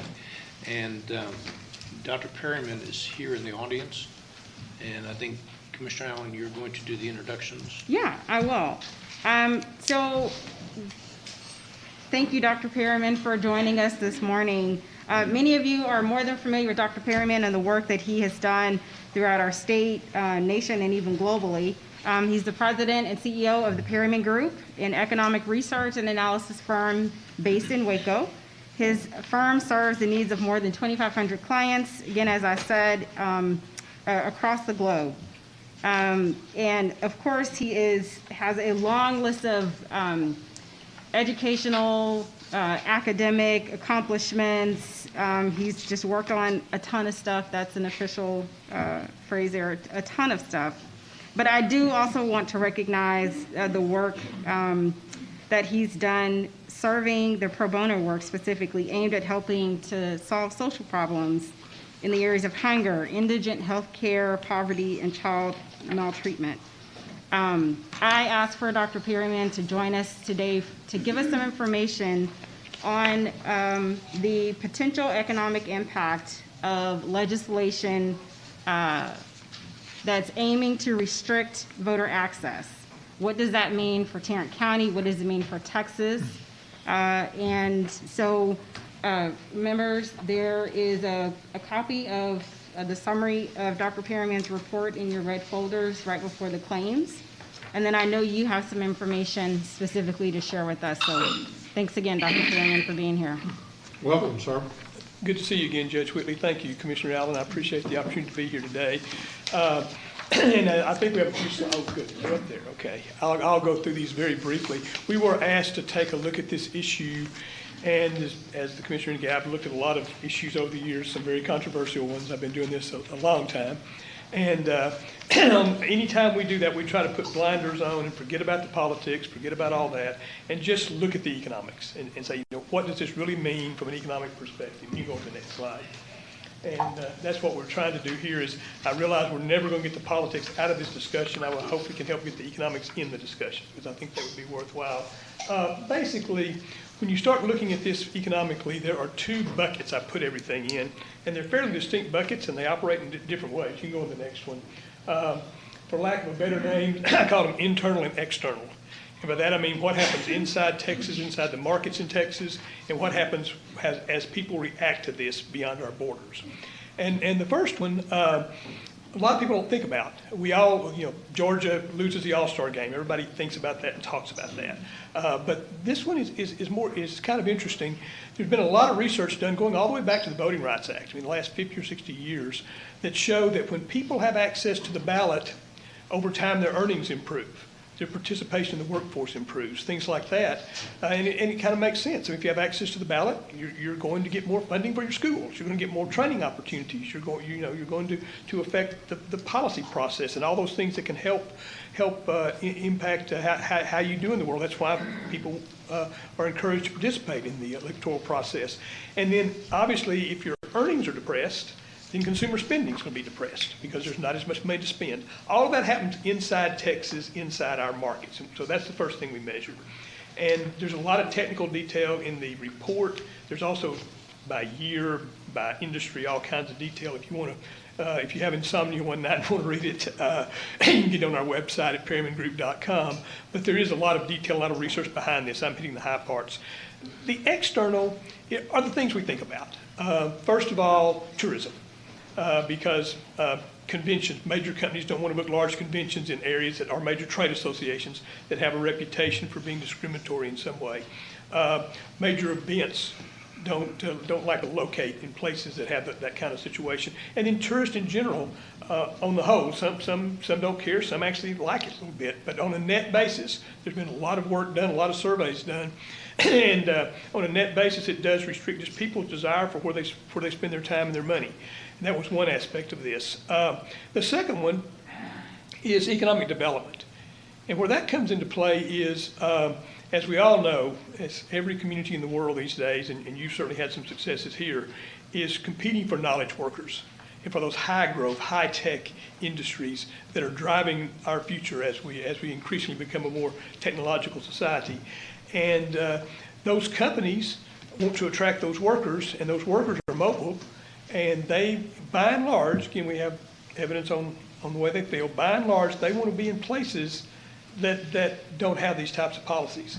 And there's been, again, empirical evidence done that shows you can tie those things to discrimination, and actually to economic growth when you control for a lot of other factors. We took all that stuff, lumped into Texas. You can go to the next slide. Here are a couple of just a few of the headline numbers for Texas. And I kept them separate. I mean, you could argue you could add them together, but to me, one of them has to deal with how it responds inside a market. The other one has to do with how people perceive it and how it responds outside. So I didn't add them together, but if you flip back up to Texas very quickly there, Texas, it was about by 2025, and we carried it out all the way a lot further than that, 2045, I think. But in Texas, by 2025, the state would lose $14.7 billion in gross product and about 73,000 jobs from just the internal stuff. The external would be somewhat larger, $16.7 billion and 150,000 jobs. And the reason why the jobs go up more than the output goes up is if you think about it with tourism, you have a very labor-intensive industry there. And with the internal, a lot of it's just the earnings that are impacted, not the employment itself. So for that reason, the numbers look a little different. And then when I was invited to come here, Commissioner, we went ahead and put together some numbers for Tarrant County, and you can put those up now. And just again, the highlight numbers for the internal, it was about $1.1 billion by 2025 in gross product, about 5,500 jobs. For the external, it was about $1 billion and about 9,000 jobs, 9,100 jobs or so. So again, these are very significant numbers that I think are worthy of consideration as this debate happens. You can go to the last one now, which is just a wrap-up slide. As I said at the beginning, I'll kind of end the same way I started. Hopefully what this study does is give people an opportunity to think about this issue while they're thinking about all the other issues that deal with this. I'm not thinking that this will be the only thing people talk about or think about, but hopefully it's something that gets into the debate and helps frame the discussion in a more productive way. And I'll be happy to take any questions or anything else I can do to help. We appreciate very much these numbers, because I do think, that brings it into an economic, and it's very difficult sometimes, well, not sometimes, all the time, for us to maybe translate it into that. I will tell you that in addition, and maybe the legislature will listen a little bit more to the economic impact, because what they're proposing will make it extremely difficult for local counties, especially your larger counties, to be able to figure out exactly what they're asking. Not only that, it will hurt. We've gone to vote centers now since 2019, and I think it will do severe damage to the vote center approach. We asked, as a court, we decided we were going to keep as many precincts open, or voting places open, at least in the beginning stages until we could see patterns. And what this is going to do is it's going to result, I think, in us having to close, if we're going to comply with their law or with the proposed bill. It would require us to have to close a number of locations, and some of our most popular locations would no longer be able to be open because of some of the, crazy theories that they put into trying to come up with this deal. Once again, it's the effort of the state to bring control to Austin, as opposed to leaving it in local hands. And sometimes when we can point to the economic, especially with the reputation that you have, that helps us win over a few of those people who may not be so inclined to just listen to an organization who sends them a sheet of paper telling them who to vote for, especially empowered Texans. Thank you, sir. Well, I appreciate you, Dr. Perryman, for helping us to quantify the negative impacts of these harmful bills, these voter suppression bills. We're talking about House Bill 7 and Senate Bill, House Bill 6, and Senate Bill 7. We have Dickies Arena, AT&T Stadium, Globe Life Park, and Field, and others, right, that bring us economic positive impact from all over the world. Yeah. And it's really important that we think of this issue yes, from a voter suppression standpoint, but to your point, is also from an economic impact. And I am especially concerned about the damage that these bills can do to what we all have come to know and appreciate as a Texas miracle.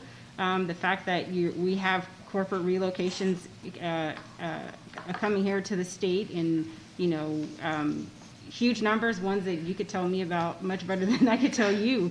But when you look at that and the fact that people want good paying jobs, people want to know that if they are, native to Texas and still here, that they're moving to Texas, that their economic well-being is important, but then also that their access to independently electing who they choose, that capacity is there, and that it's increased, not decreased. Well, from a sheer economic perspective, I don't have to tell you guys this.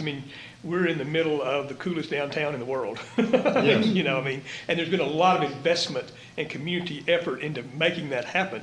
And it's a tourist place. If you go to the northern end of the county, you have one of the premier industrial locations anywhere in the world. And there's been a lot of time and effort and energy gone into making that happen. And so, Tarrant County is really an epicenter of a place where this matters. It really is. And again, I appreciate the comments and the opportunity to be here. Any other questions or comments? Again, thank you for everything you have done for the state. My pleasure, And Judge. your efforts over the years to try to at least make the legislature aware sometime the consequences of their, or the benefits of their decisions, because occasionally they do things beneficial. Thank you, sir. I appreciate it. Thank y'all very much. I Thank appreciate y'all. your attention. Your Honor, we do have several audience participation forms. I believe we have 3 of them, and they're all in person. I got 4.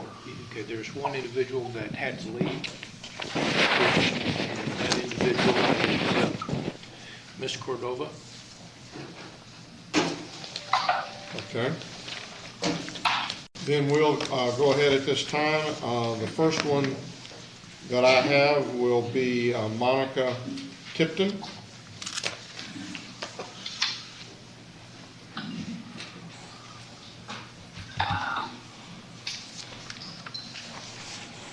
Go ahead, state your name, repeat your address, and then you have 3 minutes. Thank you very much for coming down today. Thank you. Monica Tipton, 1101 South Main, Fort Worth, 76104. If you recognize that address, that is because I do work for public health. I took off today so that I could come as a citizen before the court, so thank you for listening to me. I came down because last week there was a complaint made in court. I'm not here to question the validity of that complaint or whether or not it was true. My concern came when that complaint was taken immediately by the court at face value. I've seen this happen repeatedly throughout the year where people come in, they call our directors' names, they call our health authorities' names. We hear our director talk to in a manner that is probably not the most straightforward manner, and or the best manner in an open forum, especially since the media is here. And that affects all of us at Public Health. I am not a person that has low self-esteem. If you saw my license plate, you would know that. I'm not here to tell you that we want y'all to praise us every Tuesday for what we do. My paycheck is enough praise for what I do. That's all I need. If you want to give me extra money, I'll take it. But what I wanted to say is, taking a complaint at face value without hearing the other side of the story affects all of us at Public Health. I'm just the only one crazy enough to come in here and speak. And when people heard that I was coming to court, they're like, oh my God, girl, do you still want to keep working? Yes, I do. I have a great grandbaby that I need to spoil. We work hard, and I know not everything in this pandemic is going 100% according to perfection. But we work hard. I have been literally in the emergency room telling the doctor, hold on a minute, I'm on a conference call. I oversee the hotline. Part of what the complaint was last week was there were no Spanish-speaking people available, and it was just automatically assumed that the hotline was sending out messages that were only in English. The hotline does not send out messages. Those messages are sent automatically based on what the people tell us when we are assisting them with registration. So when they select their primary language, that's how the email goes out. But I'm not just here to talk about myself. On the hotline, and we've been doing this since March of last year. And when I tell you we have been cussed out daily, I have had my life threatened twice. Not because of anything that I said, but it was because I answered the phone. Tarrant County Public Health Hotline, how may I help you? My name is Monica. Because people are upset, they're frustrated, they're scared, they're mad at the executive orders that we didn't have anything in the hand in making. We're just trying to address their needs. So my coworkers, I'm not just here for me, I'm here for all of my colleagues at Public Health who are doing not only our job, but because normally in my daytime hours, Commissioner Fickus knows me, pre-COVID, volunteers, that's all I did, loved it. Post-COVID, we're doing not only our regular pre-COVID job, but we're doing multiple jobs. We are working, my average hours per week is 60. And that's because I cut it down because the doctor said if I didn't, I'd be dead. But we work hard. We are citizens of public health, of Tarrant County. We don't just work for public health, we live here in Fort Worth. So please, we just want the court to realize that we are doing our best. When I hear our director not being able to complete a sentence based on something that has not been verified, that is very demoralizing because I'm like, wow, he's a director. What do they think of the rest of us? So I'm just asking the court's permission. When you hear complaints going forward, please take the time to ask because as Vinnie mentioned this morning, a lot of things that were complained about were already in place. You may not see it, but my grandmother used to tell me, and I used to think she was the meanest person in the world.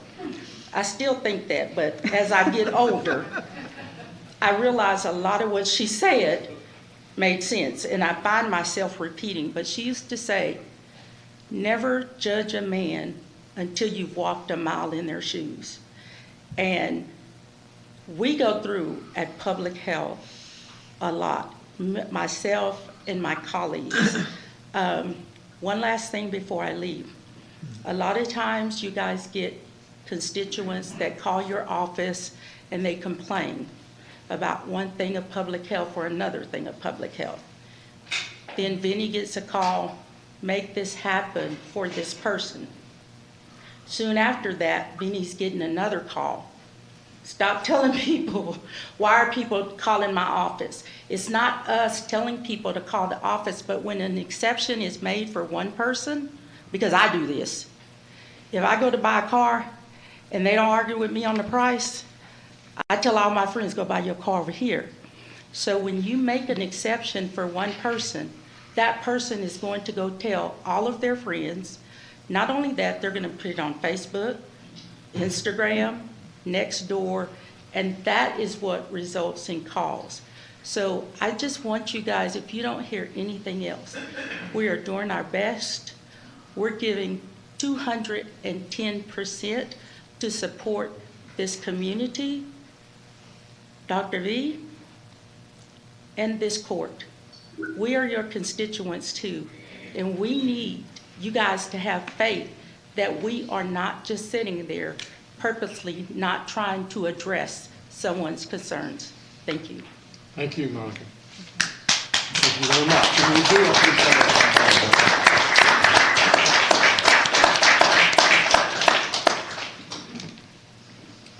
Next is Leah Rowe.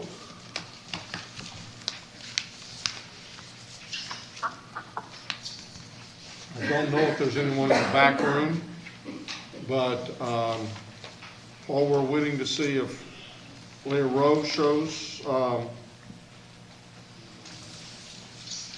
there anyone back? Do we know if there's anyone in the back room? We're sending someone back there.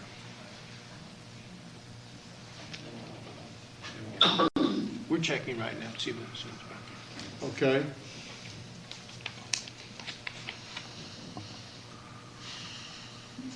In the meantime, we'll go to Dora Tovar.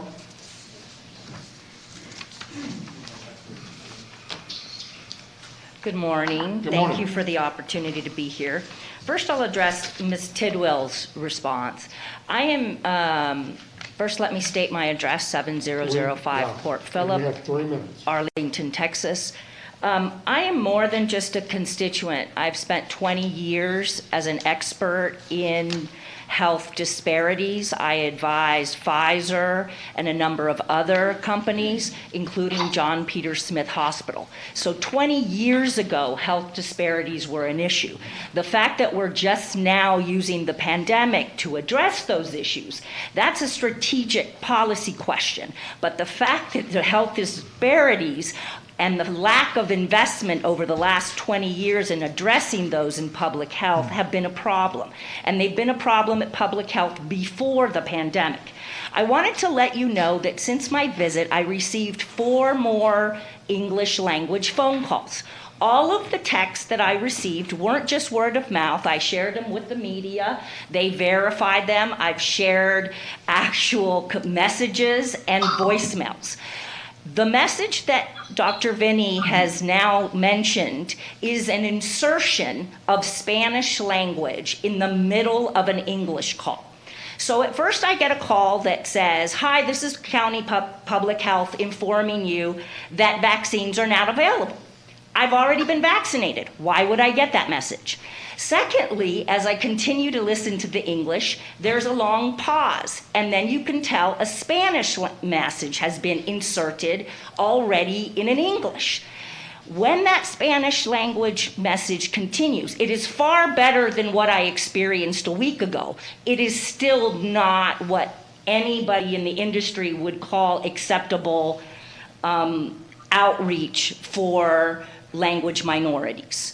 And then when the Spanish continues, when it completes, then it goes back to English, where that Spanish listener is hearing call 8, and it's a computerized message. So that Spanish speaker now doesn't understand while they're being spoken to in English.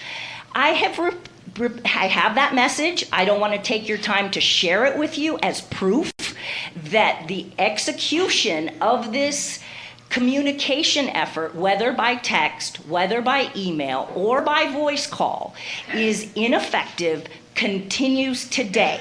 I have messages that I received as today is Tuesday, as late as Saturday, yet I've already been vaccinated. So why am I receiving any calls from the county at all? Because I've completed the process. So somewhere the effort was to correct their efforts by reaching out to all of the Spanish speakers perhaps, or all of the previous, to try to make up for the communication problem.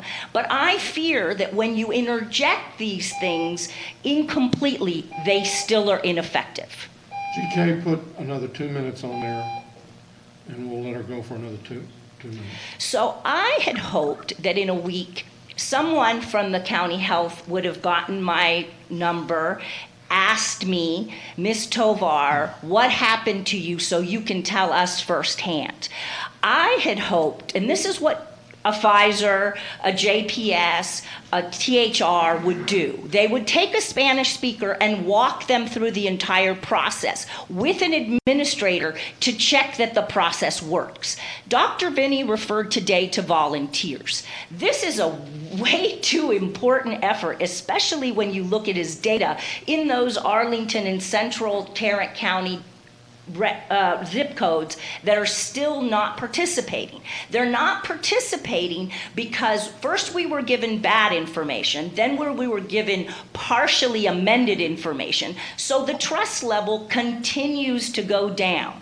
I suggest that with the grant money, and possibly before, since you already have that money, you put together a task force of Spanish speakers if they make up the percentage that Commissioner Allen is referring to. It is significant enough to walk someone through this process, fix it in the next 24 hours, and amend it with a Spanish speaker's advice, not a third-party contractor. That's not how to solve problems. So I, again, am here to lend my assistance, not to just share when it is broken, but I have a number of proof to demonstrate and share that it is still not working correctly.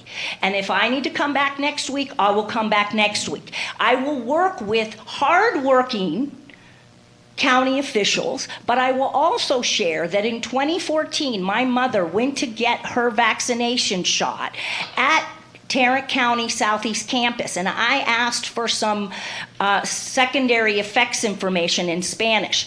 The public health employee told me that she had to carry a lot to that event, and she didn't bring the Spanish language ones. So I gave her my address. 2 weeks later, I got a package of 60 Spanish language forms. That doesn't demonstrate goodwill. So what I'm referring to are not just problems and opportunities during the pandemic, but a culture at public health that we're not taking Spanish speakers and the service seriously, because I can document that and can do so for the last 10 years. Now the pandemic offers us unique opportunities that we should take and do this right. Thank you. Thank you, and we'll take all that into consideration. I believe Lee Rowe is no longer. There's no one back. And Joanne Cordoza had done also. Okay, that concludes our public participation. I will just add, because this is related to this first item, is that for almost a year now, I have had the honor of working with a group of Latino leaders from across Tarrant County. Our group has been called the Latino Leaders Advisory Group and had multiple conversations with public health and other county departments. I have since passed that information along to GK and asked for us to formalize that, and we need to grow that group. So definitely, Ms. Tovar and others, I would like for you all to join us in that group. And I know, if you wear one hat, you wear 20. So at the risk of asking you to be even more part of the solution when I know that you are directly affected by it, but I do just want to extend that invitation and just ask for GK to update us on that in the next coming weeks and where we are in formalizing that. And I want us to continue to move forward, but I also want us to understand that we have asked for a tremendous amount from our employees over the last 14 to 15 months. And I found them to be very flexible. They're very willing to adapt, but I am not willing to give them anything and say, okay, in the next 24 hours, we're going to correct this. We're going to continue to make an effort to move forward, I hope, and I know that all of our employees wish to do that. But we are learning an awful lot through COVID. And as a result of that, we will make many changes. And I think we will continue to improve and continue to try to do those things to get better at what we do on a daily basis. And part of that is learning to communicate with all the different folks that we have. I know many of our school districts I've talked with have over 100 different languages that are being spoken. We need to continue to improve in that regard, and I know that we will. And I think there's been some good points that have been made, and our goal will have to be to try to work through those as we go forward, or not have to be, but it's something we want to do. But public health has done a tremendous job, along with the other healthcare providers that we have in this room, whether it be UNT, whether it be JPS, whoever it may be, and they've been put under and asked for a tremendous amount of dedication and hard work over the last 14 months. And yes, we can always do things a little bit better, but we are also doing a very good job, I think, of being as flexible as we can be during this very unique and difficult time. Mr. Manius, do we have anything else on item 1? No, sir, we do not. Okay, before we go, I don't know, I would like for us to cover some of those things. I look around the room and I see people. I got a CPA over here I'm looking forward to talking with once again. And I just wonder if we've got other things that we can get some people out of here before they Sure. Okay. You've got 3 more items on your deal. We've got quite a few more than that. Okay, well, so let's go ahead and bring, yes, you're right. Can I bring the auditor up? Yes, you may. Ms. Tidwell, are you over there, or is it going to be Laura? I see Blake coming forward. Let me, just a minute, let me get us where we need to be, okay? Yes. Okay. So we can go to the Administrator's Section, item number 7. We're requesting that the Commissioners Court receive and file the annual independent financial audit for Tarrant County for the fiscal year ended September 30th, 2020. This is the outside audit that has been completed by D&T. We'll be more than happy to try to answer any questions. There is our representative from Deloitte & Touche here today to answer those questions, Mr. Blake Rogers. Blake, would you like to give a short report on this? Good morning, Judge and Commissioners. Blake Rogers. I'm a partner with Deloitte, and this is my first year serving Tarrant County. I'm succeeding Mr. Terry Kyle, who has served the county for a number of years, who recently retired. Also a proud Tarrant County citizen for the last 33 years. Honored to serve you. We have completed our audit for the financial statements for the fiscal year ending September 30th, 2020. We performed our audit in accordance with generally accepted auditing standards, as well as generally accepted government auditing standards as required. We issued our report on that on April 14th, 2021, and our report is a unmodified opinion. That is the opinion that you would like. That is the clean opinion that the county received. This was an unprecedented year, no doubt.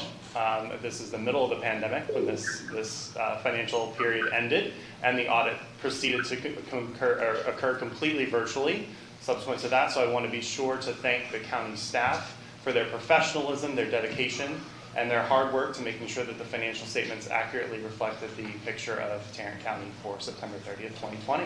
And with that, I'd like to take any questions that you would have for me today. And Blake and I know each other from past. I served on the Governmental Accounting Standards Board Advisory Committee, where I constantly was railing on them about the OPEB and the benefits. So when Blake joined Deloitte and I had a chance to know that he was coming here, I was very happy about that. And I think everybody scared him. He went back and looked at former,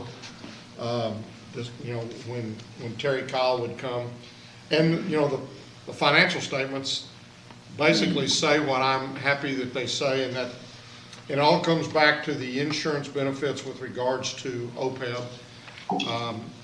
I have argued long and hard that GASB forcing us to put an unfunded liability in there for that.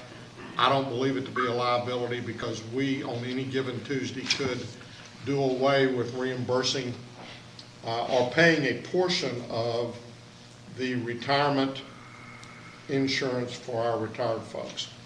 And Blake has heard me rail on this often up in the Connecticut area when we would go to the GASB things. And so it's good to have you here, and I appreciate your hard work on this deal. And the wording is in there that says we're really not, we can change that, it's really not a liability, and so I'm pleased and happy with that. And I guess the only thing else that I really want to bring up is I want to thank the audit department. Renee, is she over there? Yes, she is. Hello, Renee. I can't see you, so there you go. Now I can see you. And Laura, this year Suzanne McKenzie did. This was her last year to help with the CAFR. She's now retired, but they do phenomenal work. And I'm very, very proud of the job that they do and the way that they conduct and get ready for this CAFR. And so I wanted to say that also here at this time. Blake, it's good to have you. Thank you very much. And I look forward to working with you for a lot longer. Absolutely. Thank you very much for being here. Thank you very much. Thank you. Move to receive and file the financial audit report. Second? We have a motion and a second to receive and file. Please vote. Commissioner Johnson?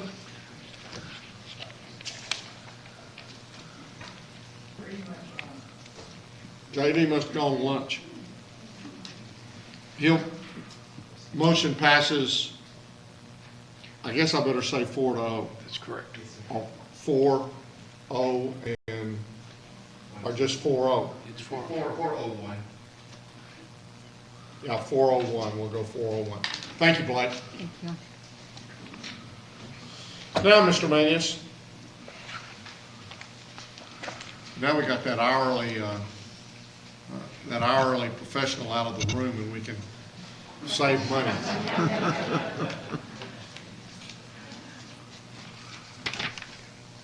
Okay. Thank you, Your Honor. Members of the court, we can go now to item number 2 under the administrator section. This is a discussion and possible action concerning issues related to the Tarrant County Law Enforcement Memorial. Just very quickly, this was, as you all know, we're in the process of completing the construction of the Law Enforcement Memorial, which will be on the west side of the historic courthouse. There was as the memorial committee, which is made up of the judge, Commissioner Johnson, Ms. Wilson, and Sheriff Wayburn. They met earlier, I guess, last week, and we wanted to bring back to you the policy itself, or the rules, and just for any further discussion, and if there's any changes that you all would like to make. We're not recommending any changes. We brought this up as a discussion item, and if there are any changes, well, then you'll have the ability to take action. So, Your Honor, if you want to start those discussions. The one discussion that came up, and I think the policy as it sits right now indicates that if we're trying to determine whether someone goes on the memorial or not, what does that say? So the discussion dealt mainly with, we all know that there are issues that when an officer is killed in the line of duty. I think that's the question. And then the question became as related to the pandemic, which was something that is obviously unusual and doesn't happen very often. There is an area in the policy itself.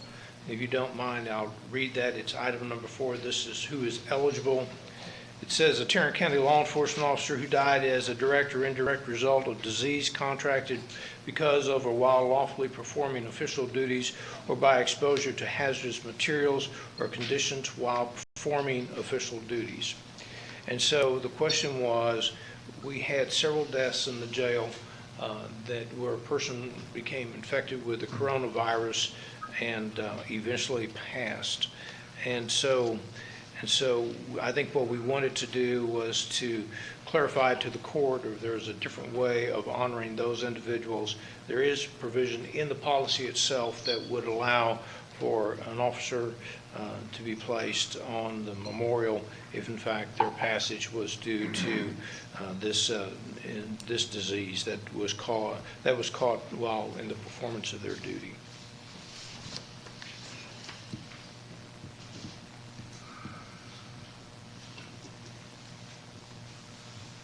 So the question becomes, is this something that we want to retain in the policy, or do we want to make the policy just something where that a wound was inflicted upon an officer while in the performance of their duty and they passed because of that wound? And I don't know, I don't know if anybody from the committee would like to speak, or if anybody, I see several of our law enforcement folks out here, if any of them would like to make a comment with regards to this. I'll ask that first and see what. Sharon?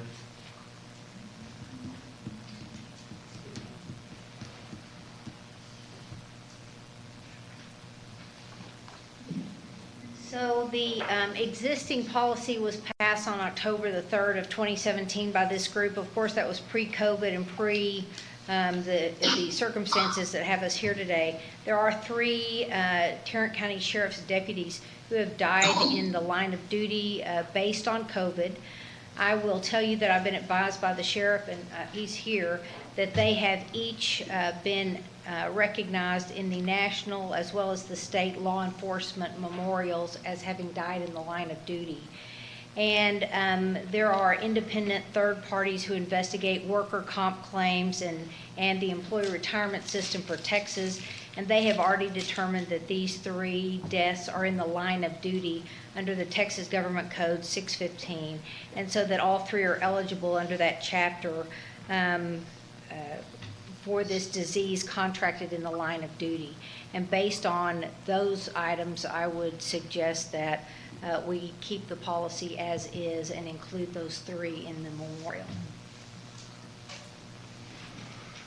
Do we need to make a formal motion for that, or what action do we need to take? If there's not a desire to change the policy, then there's no action needed because the policy contains that.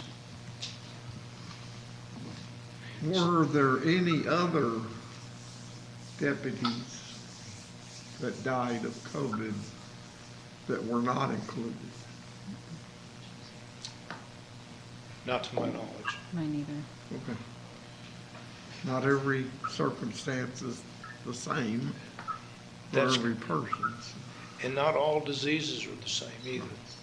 And the 3 officers that Sharon was alluding to, I believe that they were they confinement officers? All 3 of them? Okay, so they were confinement officers, detention officers. Okay, thank you. The only thing that, from my perspective, we're sitting here and we're now trying to make a decision. Or we're deciding one way or another as to what we're going to do. When it comes to the change of the policy, and I think I haven't heard anything contrary to having these included, but what I would say is that an easier path, if we choose to take it, would be to add something into the policy that would say, if someone is placed, if it's a work-related death and is recognized by federal and/or state law, then they will be placed on the memorial. Otherwise, they will not. Now that may be our easy way out, but that's something that had that been in there would not have been a question. But I think because they were not, the question has been raised as to whether or not these individuals and what is killed in the line of duty. So that was the issue. I do believe that there may be some language in the policy itself that may be addressing at least partially what you were stating. C3. Mm-hmm. Yes. So what happens? What happens whenever we have a death? Let me tell you what the process is. According to the policy that you, the Commissioners Court, has approved. That name is submitted to the county administrator, who will do a independent review to see if it applies to the policy itself. The cause of death, there's some research that needs to happen. And once that has been completed, then that recommendation comes to you all for your vote. So there's a mechanism already built in for an investigative aspect to make a determination if it applies or it doesn't apply. The C3 issue is one that is something that's very important, because when an officer passes or dies in the line of duty, there are certain benefits that kick in from both the state and the federal level.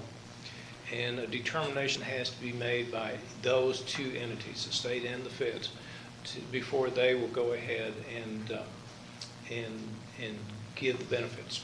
So we would look at that also, and if in fact they are receiving benefits because of that, then this C3 would kick in also, and we would make a recommendation to the court accordingly. Have you received a written nomination for placement? No, I have not. Okay, so C, eligibility determination process. So we won't take action today, but it says a written nomination must be placed. That's correct. And then, just as you said, you'll look at each one and then come back with. And I think that's the proper way of handling it, because when we first started this process, I believe that there were a certain number of individuals that you all have looked at and said these individuals will be on the memorial. That was prior to COVID.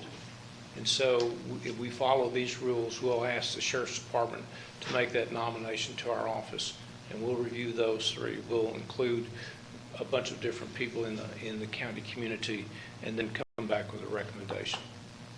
Okay, so no action today. That's correct. Are we ready to move? Are we ready to move forward? Correct. Okay. Now, we'll just add, since we're on that, I believe we have set the dedication of the memorial for May 14th. May the 14th. Yeah. And so we will get invitations out and make sure that everyone has that on their calendar. Please put it on your calendar. I do not know what time that dedication is. 11 a.m. 11 a.m. Okay. Okay, members of court, with that, if we could go ahead and move to item number 3 under the administrative section. We're requesting that,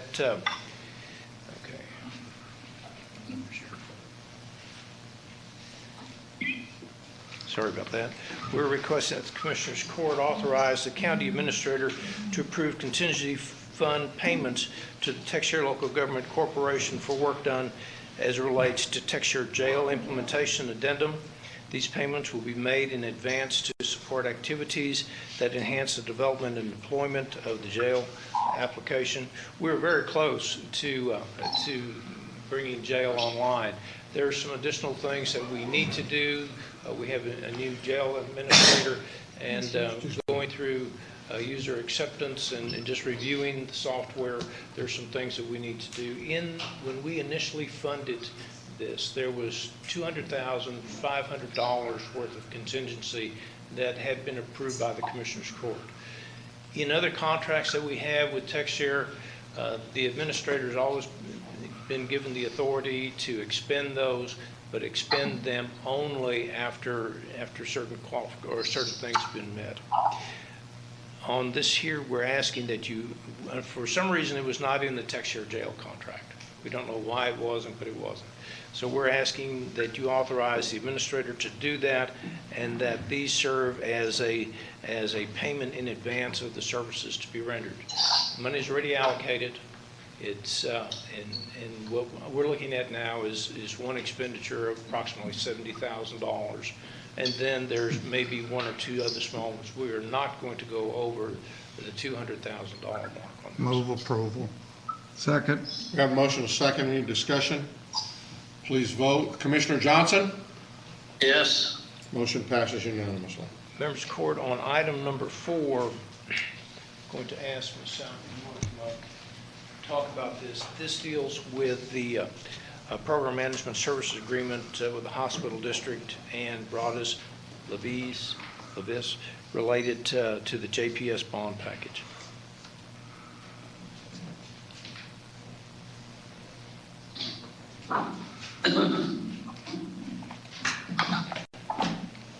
Hello again.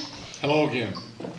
So, a few weeks ago, the court heard a briefing update on this particular item from Mr. Early related to the status of the contract and where everything was at. So on April 8, 2021, the Hospital District Board of Managers approved the contract with Broadus Levis for program management services after meeting for several months to discuss and develop a revised scope of service and contract documents. So today, we would ask the Commissioners Court for approval of the Program Management Services Agreement between JPS Health Network and Broadus Levis related to the JPS Health Network 2018 Capital Improvement Program. We do have Adam Lane and Dr. Duncan, I believe, here with JPS, and Derek Walls and Scott Sanders with Broadus Levis are both here to answer any questions from the court, and I'll also be happy to try to answer any questions. I would like a clarification on whether the Board of Managers considers this to be the complete and final agreement with Broadus Levis, or whether this is just phase 1 of an agreement between Broadus Levis and JPS. And if in fact it is just phase 1, I would like that to go on the public record, because this agreement does not describe the entirety of the relationship for program management services that this court voted upon, nor does it describe the scope of the relationship that was in the RFP. This only describes the planning portion of the agreement and not the project management portion of the agreement. And I would like to hear from, I guess, you, Mr. Lane, where we are on that and where we intend to go. You need to. You are correct on that. That is phase 1. Please take that off so we can hear. You are correct on that. This is phase 1. This was set up to accelerate the project. Initially, in the initial RFP, it was contemplated the first contract would be for 9 months and had a very different phasing. We've accelerated that, in fact, doubled the amount of work and included functional space programming. And that was in order to accelerate. We heard what the commissioners asked for to move the medical homes and the behavioral health along much faster, and that is what this is doing. Now, it does contemplate, as we bring the projects online, we'll amend the contract per project as we go through, as opposed to a whole new separate amendment, or a whole new separate contract, which was contemplated in the initial proposal. So this one is for the planning and to move along the medical homes, the mental health. But then as each one of those individual projects begin, at that point, there would be the amendment for the actual project management of that individual project. Program management? Program management. Yes, sir. Yes, sir. Program management. This also is the extent of all the functional space programming for the entirety of the bond, as well as the master planning of all of that. Demographics, the value analysis, the cost estimating, the geotechnical, the MAP master plan, the IT master plan, all of that has been accelerated forward so that we can move the entire program much faster. this seems like an awfully convoluted way to do business under this relationship. Why not approve the entirety of the relationship in one contract rather than having to amend it every time there is an additional act taken under the relationship? We thought this would actually be more efficient, as the initial RFP had 2 separate contracts. And this way, as the projects are coming online over the years, because this will probably be 10 years with Fork, that it made sense to function through these individually. Because the bidding for the architects will be separate, the bidding for all the consultants will be separate per project. But the program management aspect should be constant throughout the scope of the bond issue and should not have to be reconsidered each and every time there's a separate project let.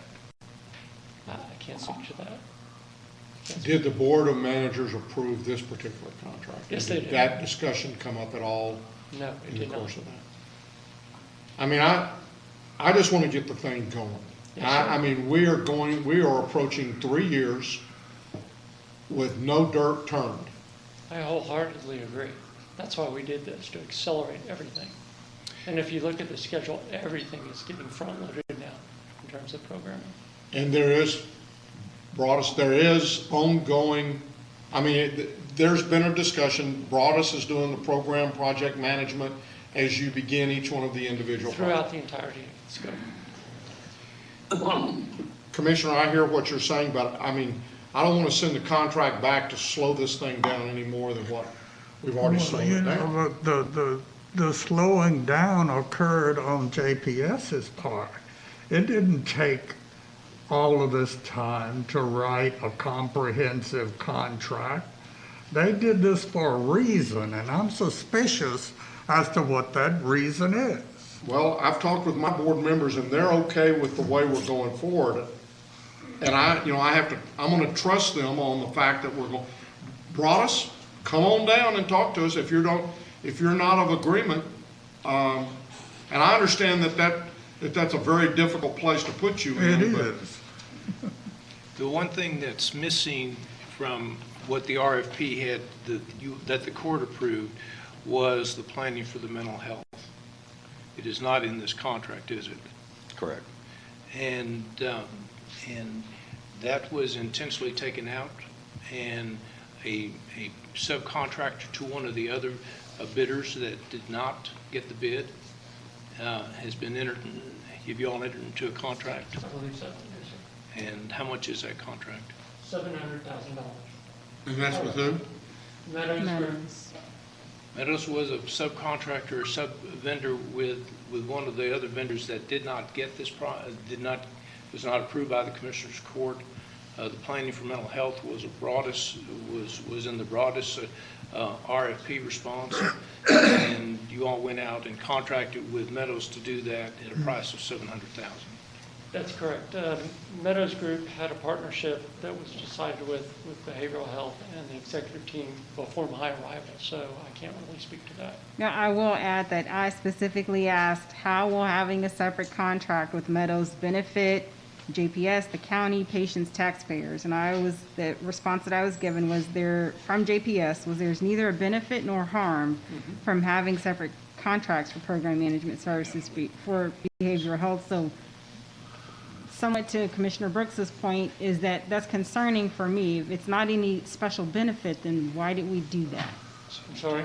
If it's not of a special benefit to all the stakeholders, then why did we go that route? It was other than their qualifications, I would assume that behavioral health are picked them. That's all I can surmise. I mean, certainly we've worked with Meadows before, and Meadows has a tremendous reputation with regards to the mental health part of the deal. They did write the strategic plan for the state of Texas, so for mental health. It wasn't my point to say that Meadows isn't qualified. It's really to point about how all of that came to be in the broader context of the bond, and it's part of to me, it's part of the same theme of the phasing of the contract. I asked that specifically, is how, if that was standard or not. I got one answer from JPS, I got a separate answer from Broadus. Different answer, but. There's no question as to whether or not Meadows is qualified to do this work. They Right. are one of the leaders in the country on mental health issues. To me, my questions are not about Meadows. It's about the universe of other projects out there that this contract does not speak to. I will say the contract does list the projects in the beginning. It includes all the towers, it includes 4 medical homes, it includes a garage, it includes the central plant, it includes the PUC, it includes the mental health hospital, it includes an ASC. That is listed, I think, in the bullet points at the very front end of the contract.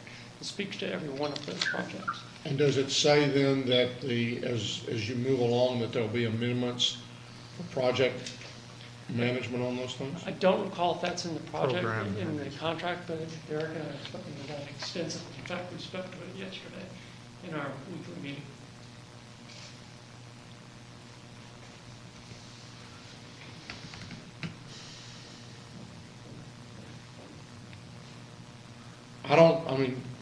What does the court want to do? Well, this I don't want gentleman to has delay been in our anything. courtroom every week, 2 years, year and a half for sure, At least. Yes, sir. at least. Okay? And they were ready to go prior to COVID. They sat here through through over a year of COVID. We finally approved in March, maybe. Yes. I can certainly understand why we're behind.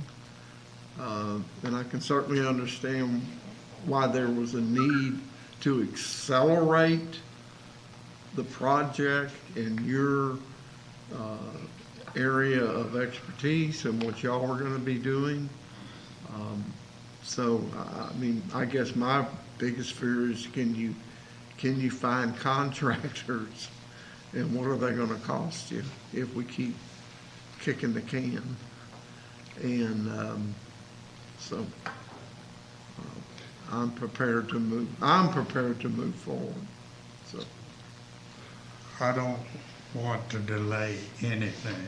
I just don't have a high level of trust that what we said we wanted is going to happen because they won't put it in writing. Well, but we're going to approve anything in the future that they do put in writing. So if they can't bring us anything other than that, then I think at that point in time, we have the opportunity to say no. And I think we've made it pretty clear here today where we want to go. There were reasons why we didn't start the first year, because of things that were going on in the legislature. We're now in the second phase of the legislature, and it's COVID now that has been holding us up. But I am ready to begin turning dirt as quickly as we possibly can. And if that, I want us to get to turning dirt. Well, let's get to turning dirt, but Mr. Lane, Yes, sir. you've made some commitments here this morning Yes, about sir. how this is gonna play out. If it does not play out that way, you and I are gonna have a problem. I can tell you in my career, I've never changed program managers midstream on a multi-billion-dollar program. I've done something. So, there's several things. There's this contract here, and you can move forward on this. You may have to amend this unless you all decide that you want to cut out the mental health planning, because the mental health planning is not in this agreement. And that was a separate contract that, as I said, it was from a sub-vendor, from one of the vendors that did not get the bid. But if we approve this, that at least gets us started. It gets us started, and if you want to conform with the RFP, the phase one of the RFP, we may have to come back and at least address the mental health piece. Well, let's come back. Is it all right if we come back and address it? Let's come, I would prefer that we move ahead and that we come back and address any things that we need to address at this time. So I heard the motion from Commissioner Brooks and the second from Commissioner Fickus. Did you now? Okay. I'll make the motion. I'll let that stand.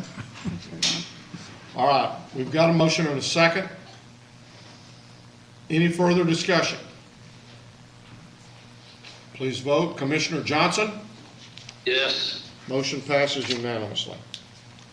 Thank you.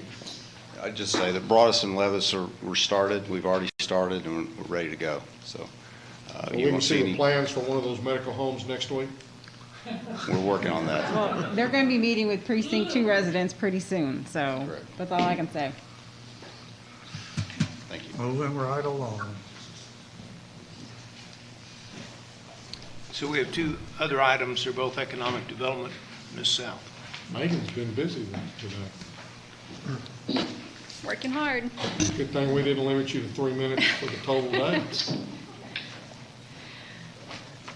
Okay, so this next item, I'm going to go just into a little bit of history. So in March of 2018, the court approved a tax abatement agreement with Smith & Nephew Incorporated for a project where they plan to expand their Fort Worth operations in order to increase manufacturing capabilities at their existing facilities located at 4900 West Vickery Boulevard. So in order for Smith & Nephew to receive the abatement, they were required to expend a minimum of $4.7 million in total construction costs, at least $21 million in new business personal property, retain existing employment of 83 full-time jobs, and add 100 new full-time positions by the end of 2022. Smith & Nephew has failed to meet the completion deadline of December 31st of 2018, and they also did not meet the personal property investment level of $21 million. So the City of Fort Worth worked with the company to verify additional spending. However, it never appeared on the tax rolls. The county did receive a request from Smith & Nephew in February of this year, requesting the termination of the tax abatement agreement. We did reach out to the City of Fort Worth, who verified that the city has also approved the termination of their tax abatement agreement with Smith & Nephew. And so if approved today, all value at the Smith & Nephew location will remain fully taxable. So we're asking approval for the termination of the tax abatement agreement with Smith & Nephew. Move approval. Second.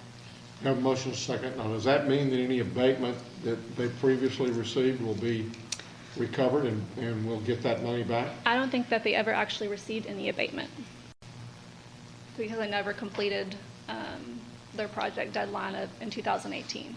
Okay. And it was all on the tax roll? But the value, all the value was on? Yes. Yeah, I don't think anything ever, No abatement. nothing changed, no abatement. Okay, we have a motion and a second. Any further discussion? Please vote. Commissioner Johnson? Yes. Motion passes unanimously. So the next item is a request for a historic site tax exemption. So in 2019, Ms. McMillan briefed the court on this request. It was for the restoration or renovation of the historic Farmers and Mechanics Bank Building at 714 Main Street in Fort Worth. The developer for this project is 714 Main Real Estate Holdings, LLC, and they are providing for the renovation and conversion of the building from office use to a hotel. The 24-story building was built in 1921 and was added to the National Register of Historic Places in 2012, and most recently housed offices for XTO Energy. The developer is converting the building into a Kimpton Hotel with approximately 226 guest rooms, some suites, and some meeting and banquet space with restaurant and bar facilities. So design and renovation costs for this project are estimated at over $36.5 million, with around $10 million in new furniture, fixtures, and equipment. Project construction should be complete by this summer, and upon completion, a minimum of 30 full-time equivalent jobs will be added with an annual payroll of over $4.5 million. So per the county's policy, the Tarrant County Historical Commission reviewed this plan for renovation and conversion and has recommended the court grant a historic site tax exemption for the redevelopment as proposed by the developer. The City of Fort Worth has also granted historic site exemption to this property and has also entered into a 10-year economic development program agreement to provide a rebate of up to 58% of the city's hotel occupancy tax. I think that's generated by the hotel for up to a maximum of $6 million. And additionally, the downtown TIF has provided $650,000 in funding of public improvement cost. TAD currently lists a total appraised value for 2020 of a little over 19 million for the property, which is about 18.6 million for improvements and 900,000 for land. Based on the projected improvement costs and the current tax rate, a 10-year 75% county and hospital district historical site tax exemption on the added value to the site could total approximately 1.2 million in taxes exempted over the 10-year period. The county and hospital district will continue to receive taxes on the current value of the property during the 10-year exemption period, plus taxes on the full value of all business personal property on the site, and 25% of the non-exempted portion for new value. At this time, it is requested that the Commissioners Court consider the following 3 actions on the request by 714 Main Real Estate Holdings for historical site tax exemption. First, y'all would find that the Farmers and Mechanics Bank Building at 714 Main Street, Fort Worth, to be a historically significant site in need of tax relief to encourage its preservations. 2, approve the attached tax exemption agreement providing for historical site tax exemption for the restoration and preservation of the Farmers and Mechanics Bank Building at 714 Main Street, Fort Worth. And 3, authorize the county judge to execute the tax exemption agreement between the county and 714 Main Real Estate Holdings. So the tax exemption is just for a certain period of time? Correct.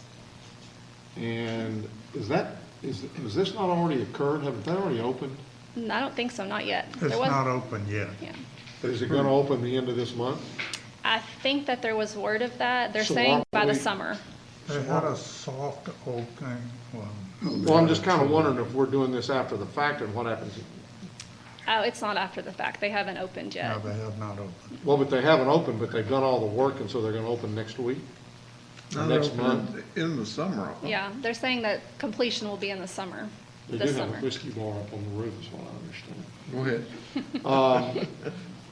The other question is, are the 30 employees going to have insurance?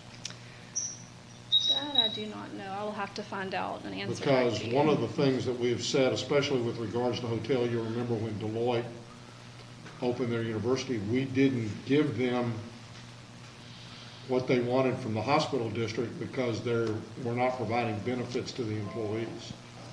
No, I'm getting great. So I would like that to be checked out Okay. either before we take action or before we take action on the JPS portion. Okay, I can find out for you. I'll find out today. Is there a problem if we hold it for 1 week? Okay, so that's what we'll do. Is there no one here He's not here. representing them? No, sir. Must not be important. Thank you, Megan. So I just wanted to make one announcement to the court before we concluded with the administrator section. We sent out a major email this morning from IT Security Awareness, and it relates to the mandated annual cybersecurity training that we need to take. We need to really strictly enforce that ability with all the departments, and everyone needs to do the training. We're going to send that out to all the employees also, and it shows the link. You can do that training via your computer. But as you get that in your departments, if you'll make sure that your employees are trained on that also. It takes about 15, 20 minutes. Thank you, Your Honor. And I know we'll all certainly do that. I would still like to remind IT that we would appreciate it if they do most of their updates and that we don't end up popping up in the middle of the day with a little screen that says, we're fixing to update your computer. Sure. Ms. Tidwell. Mr. Manius, you have a record day, I think. It's been a long day. We have one item for the court, and that's to receive and file the Tarrant County financial statements for the period ended November 30th, 2020. Move for approval. Second. We have a motion and a second. Any discussion? Please vote. Commissioner Johnson?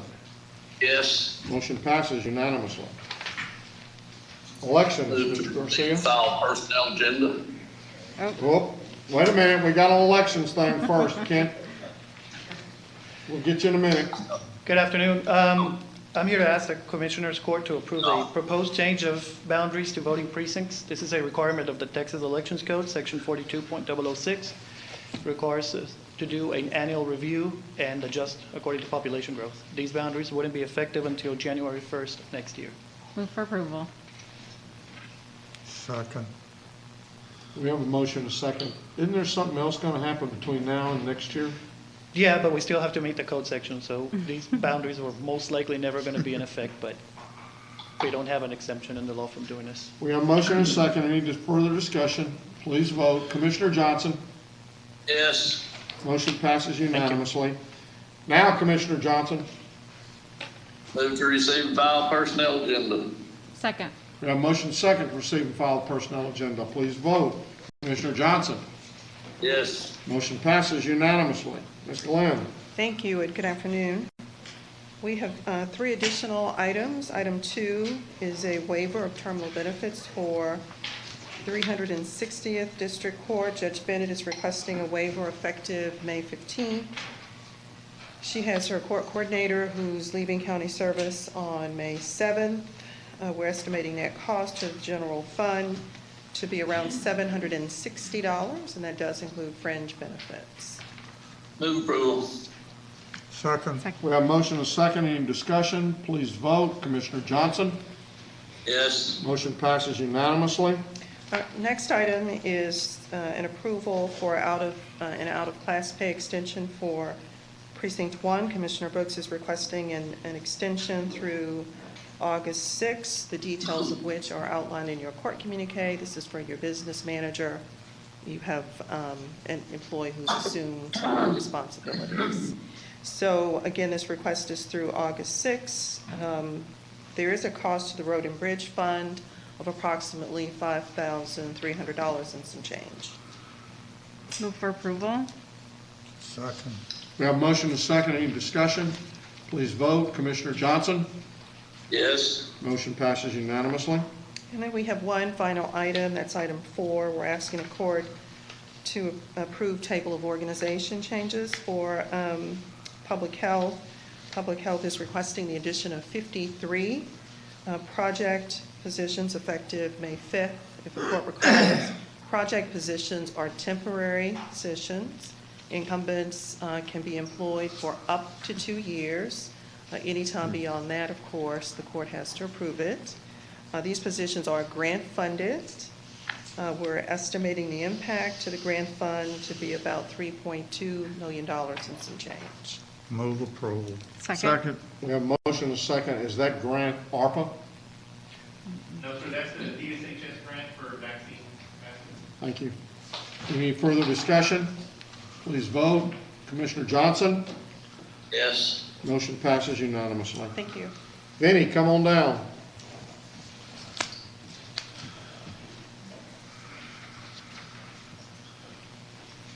Public Health has one item for your consideration. We're requesting approval of a data use agreement between Tarrant County and Tenet Healthcare doing business as United Surgical Partners International. This is for our syndromic surveillance program. Move for approval. Second. We have a motion and a second. Any discussion? Please vote. Commissioner Johnson? Yes. Motion passes unanimously. Melissa? Congratulations again on 25 years. Thank you. I'll be quick. We have 2 items for your consideration. The first item is an award recommendation for RFP number 2021-063, Disaster Debris Monitoring and Consulting Services for Emergency Management, awarding to the primary, secondary, and alternate vendors listed in court communique per contract terms. Move for approval. Second. We have a motion and a second. We're going to monitor them. We're going to consult about them. Are we going to get it out? Yes. So this contract was in place due to, it came on behalf of tornado. But if this week, if we had debris to remove in the case of a tornado again, we would use this consultant to help tell us where to locate a large amount of debris. We haven't used this contract yet. Is Okay, there? so, I'm not meaning this to be as snarky as it sounds. But don't you think we can figure out where the debris is? We know where the debris is. They're going to try to find a place to Put the debris that we take away? Yes. Ah. Yes. Now I'm with you. I figured we could find the debris. Is this a, give me an example of what kind of debris this might be. Tornado-related debris. What did he say? It's that mobile home that was turned over up in Azle. It'd be trees, it'd be anything that Yeah, anything that came from the debris in the You've got outlying three area. companies, one of them's in Tarrant County and the other two are Houston and Florida. Are they here? Local, the other two? No, they're not local. So how quick are they gonna respond and versus the Tarrant County company? Was that even taken in consideration? Yes, I believe that's in the RFP. I think they're supposed to respond within 24 hours.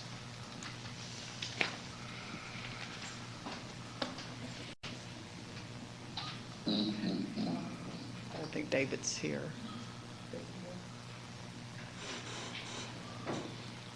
Probably capability, capacity, and availability. So they all rank the same. So, would you like for us to get you an answer and come back after close on this? Well, the Arlington one was the alternate. Primary was Houston. Yeah. I know about that Houston folks. I believe they were rated the same because we had a requirement for their response. I just don't have that article in front of me. You can't have beef with everybody. You can't have beef with everybody. Okay, what do you want to, Oh, I just, do I have a motion or a second? I do have a motion and a second. Well, then, let's go ahead and vote. Commissioner Johnson? Yes. It did go ahead and pass unanimously. And the last item is also an award recommendation regarding bid number 2021-067, annual contract for Cisco network equipment, software, and maintenance for information technology, awarding to the primary, secondary, and alternate vendors listed in your court communique per discount off list price. Move approval. Second. We have a motion and a second. Any discussion? Please vote. Commissioner Johnson? Yes. Motion passes unanimously. Thank you, Thank you. Melissa. Thank you. We have two interlocal agreements. Commissioner Allen? Mr. Skinner. Transportation. No, I thought we said we were holding that for a week. No, item 2 we were holding.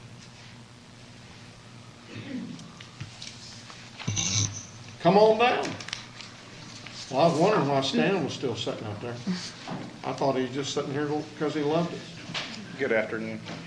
Members of the court, we are requesting your approval of a professional services agreement with Freeze and Nichols. This is related to the 2021 Transportation Bond Program. The consultant's role will be to assist the Project Evaluation Committee in its efforts to evaluate and prioritize the projects that have been submitted to us to the Call for Projects category of the bond program. move for approval. Second. We have a motion and a second. Any discussion? Please vote. Commissioner Johnson? Yes. Motion passes unanimously. Commissioner Then- Allen? Well, before we get to this interlocal agreement, we are meeting on the 11th, right? Yes, Okay. so- I don't have anything on my calendar, so. Okay, so what we're going to do, the 11th is next Tuesday. And at the conclusion of the Commissioners Court meeting, we're going to have the orientation. We believe it's going to start about 2 o'clock. We're going to bring the PEC in here for that orientation with the court. And once that's completed, we're going to then take the PEC over to the Family Law Center, and they're going to start the analysis. So you'll be directing, but you'll be able to talk with the PEC and tell them your directions and concerns and issues like that here. Then we're going to take them over and we're going to start working.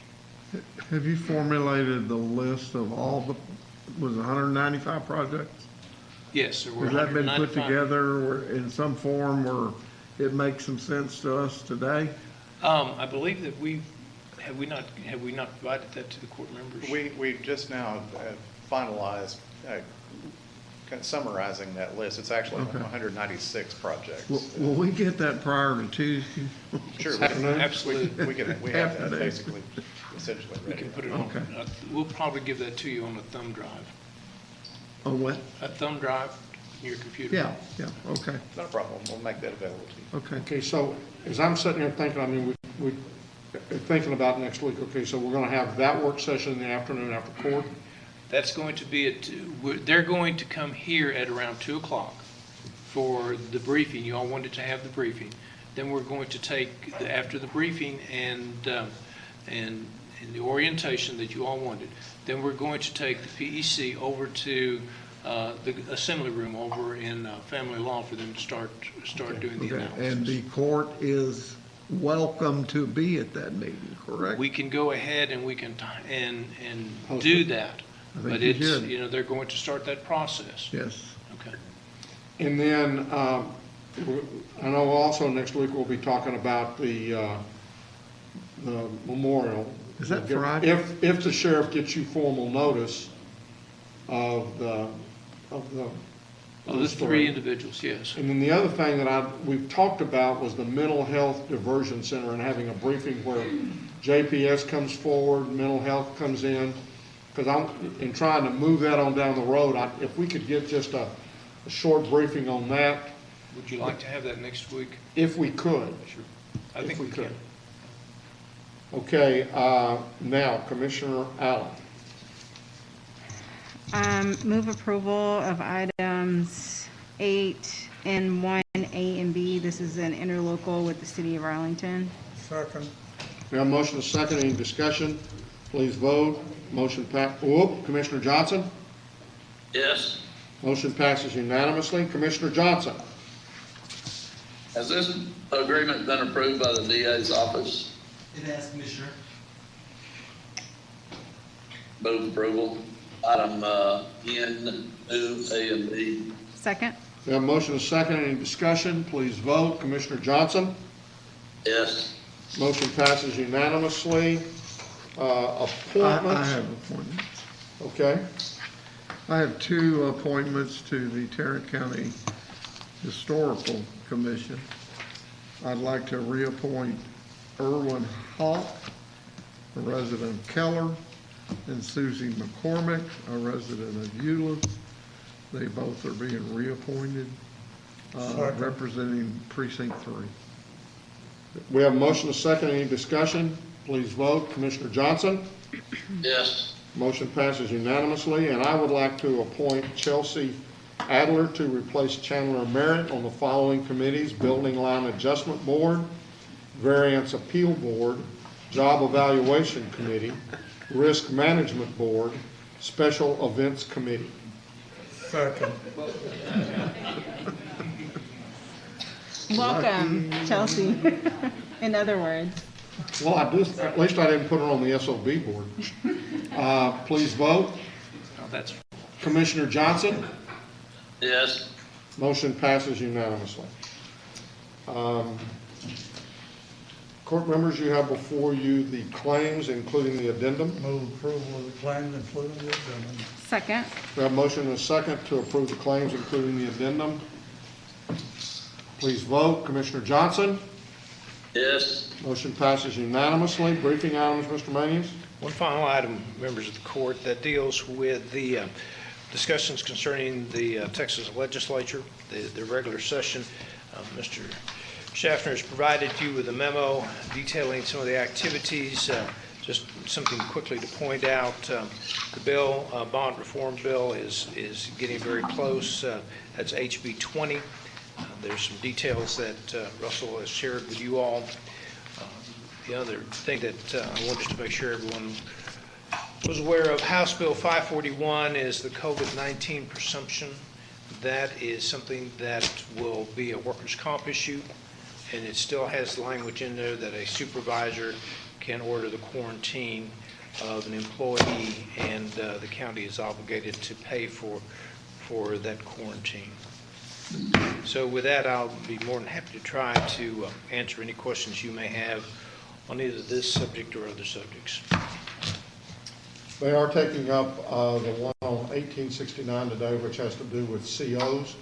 Even though we don't use COs, many of our cities probably do, as well as some of the smaller counties. This would take CO obligations and put them under M&O versus debt service, and could have a negative impact.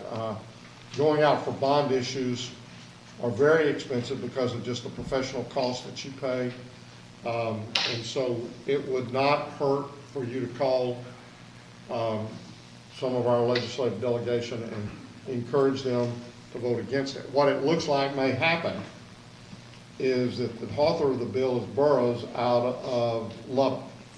And the thought is that he may very well bracket that bill to Lubbock County only, send it back to the Senate where Bettencourt would then turn around and pull the bracket off and make it subject to all counties and cities. So just encourage you to talk with whoever you feel like you might have some influence with. In the House, get them not to let that bill out. What's happening with the lobby bill? The lobby bill, it looks like, it's my understanding that GO's transparency bill is the one that's going to be substituted and then sent back. That simply does not prohibit us, but simply says that we have to be transparent and we have to describe it. Remember that, this paid lobbyist is just right now targeted at cities and counties, even though all of the surveys that Bettencourt refers to, whether it be the party, whether it be the Texas Public Policy Foundation, their specific area, their communication in the survey, and I've actually got a copy of the survey, is the question is in an area that talks about, now let's talk about state reform. Doesn't mention anything about it, but Bettencourt has translated it over. The reason he's doing that is because counties were down there explaining why they felt like revenue caps were going to be bad for the last 10 years. We do an awful lot, our association does an awful lot in educating the representatives and the senators as to the consequences of some of the bills that they pass, and to prohibit. And in some of those instances, for example, Jim Allison is one that would be hurt by this deal. And Jim does a tremendous amount for our Judges and Commissioners Association, as well as do some of the private firms that are hired from time to time. And for them to target only cities and counties, the state itself pays over $40 million a year to lobbyists or to lobby activities in D.C. as it pertains to Health and Human Services, as it pertains to transportation and other things. So it's once again Senator Bettencourt and his attack on local government. So also be aware of that. So if there's no further discussion on legislation, we would like to go back to the administrator's section, A6. This was the question of the insurance on the historical, and Ms. Sal. So I did speak to Mr. Prosterman, and they do offer health, dental, life, and disability to their employees. Okay. I'm sorry, You're fine. but they offer it. They offer.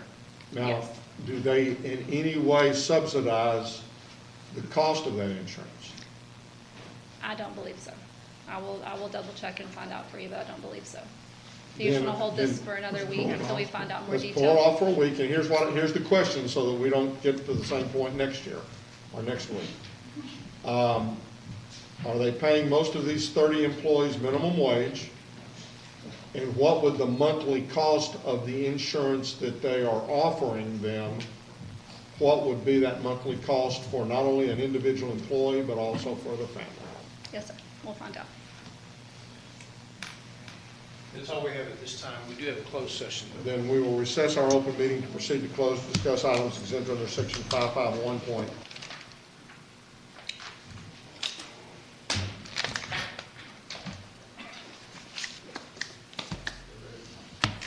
Pretty good. Just one? Can you just name one? Do we have anything?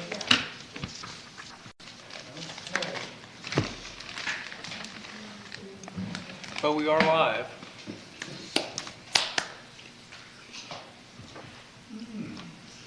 I told you they were good. Having returned from our closed session, there being no business to conduct at this time, we stand adjourned.